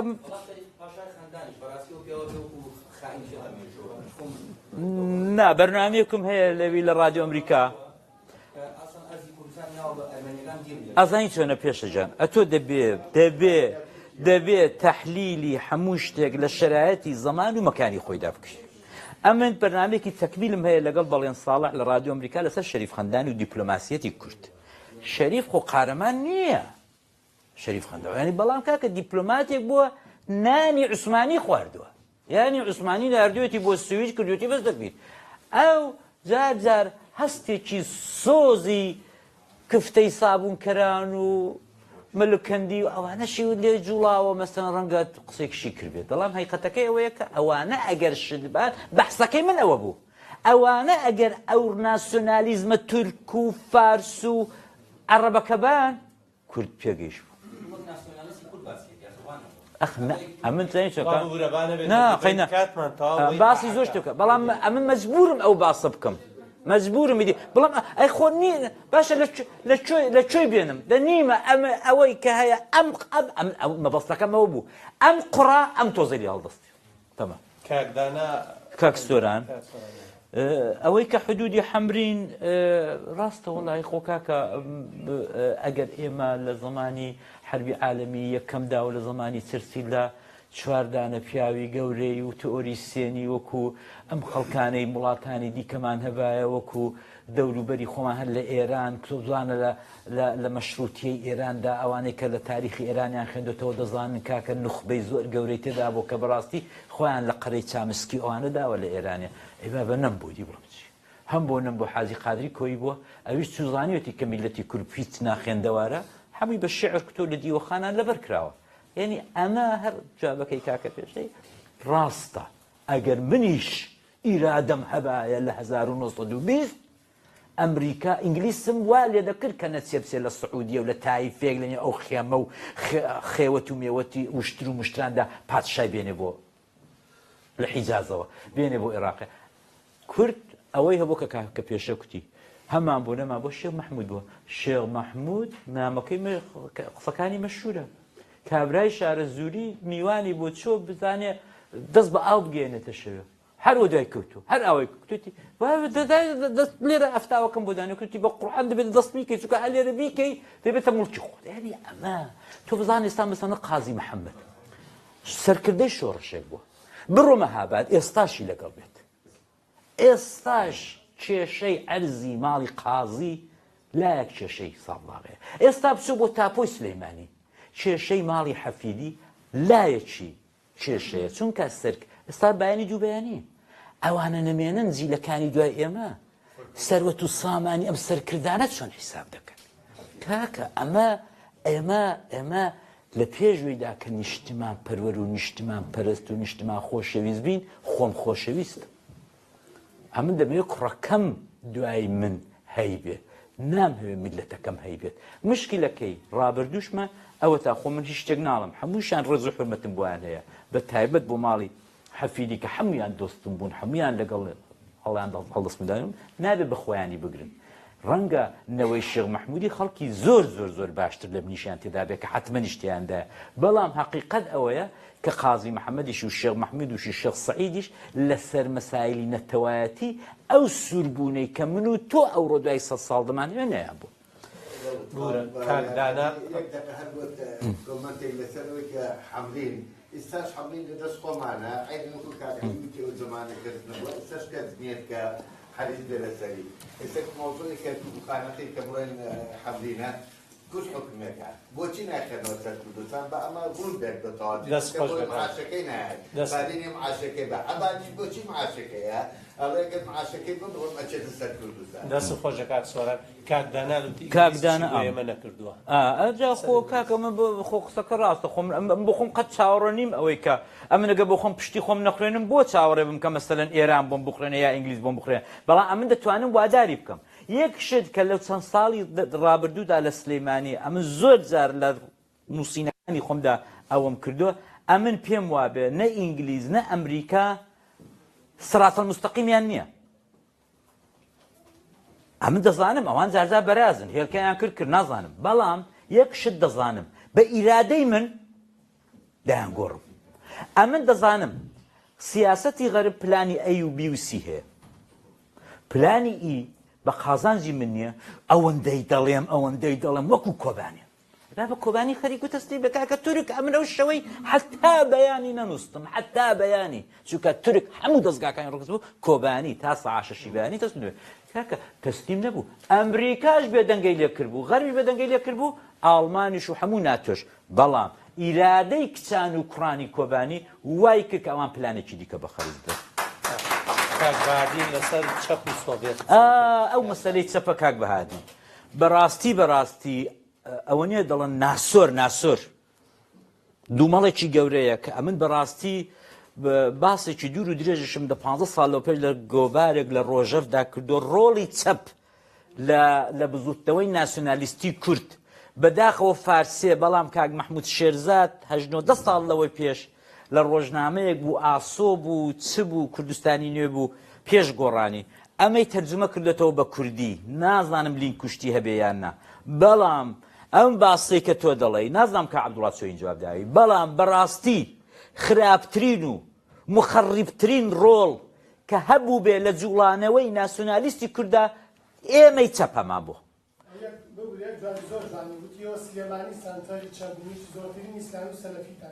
نان ئەمە قسانکەی فخۆیتی بەڵام ئەمن دەڵێم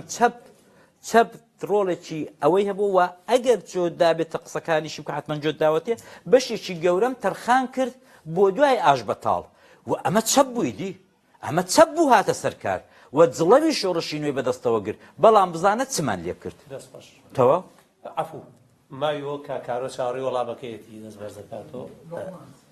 کاک لوقم بەڵێ چ بوو پرسیارە کاکە ئەوە تا نووسیمە ئەوەش بەچمدانە یەک شتی دیکەش بۆ کاک بەهادینی بەڕاستی ئەزایی چۆنە فەرهەنگی دیوەخان و بەگ و ئاغا ڕاستە ئەگەر کەمیش کزی کردبێت بەڵام بۆ حیزبەکانی ئەمڕۆی کوردستان نوعێک دیوەخان نین کاکە باسم نەکرد نەمکوت حیزم مڵکە دەی ئەوەی کە بۆ خودایی کاکە کارۆڵێ مەلام سەفا ئینگلیزی دەرکردووە وا بوو نوقمان نا جوولەکەکان ئەمن دەزانم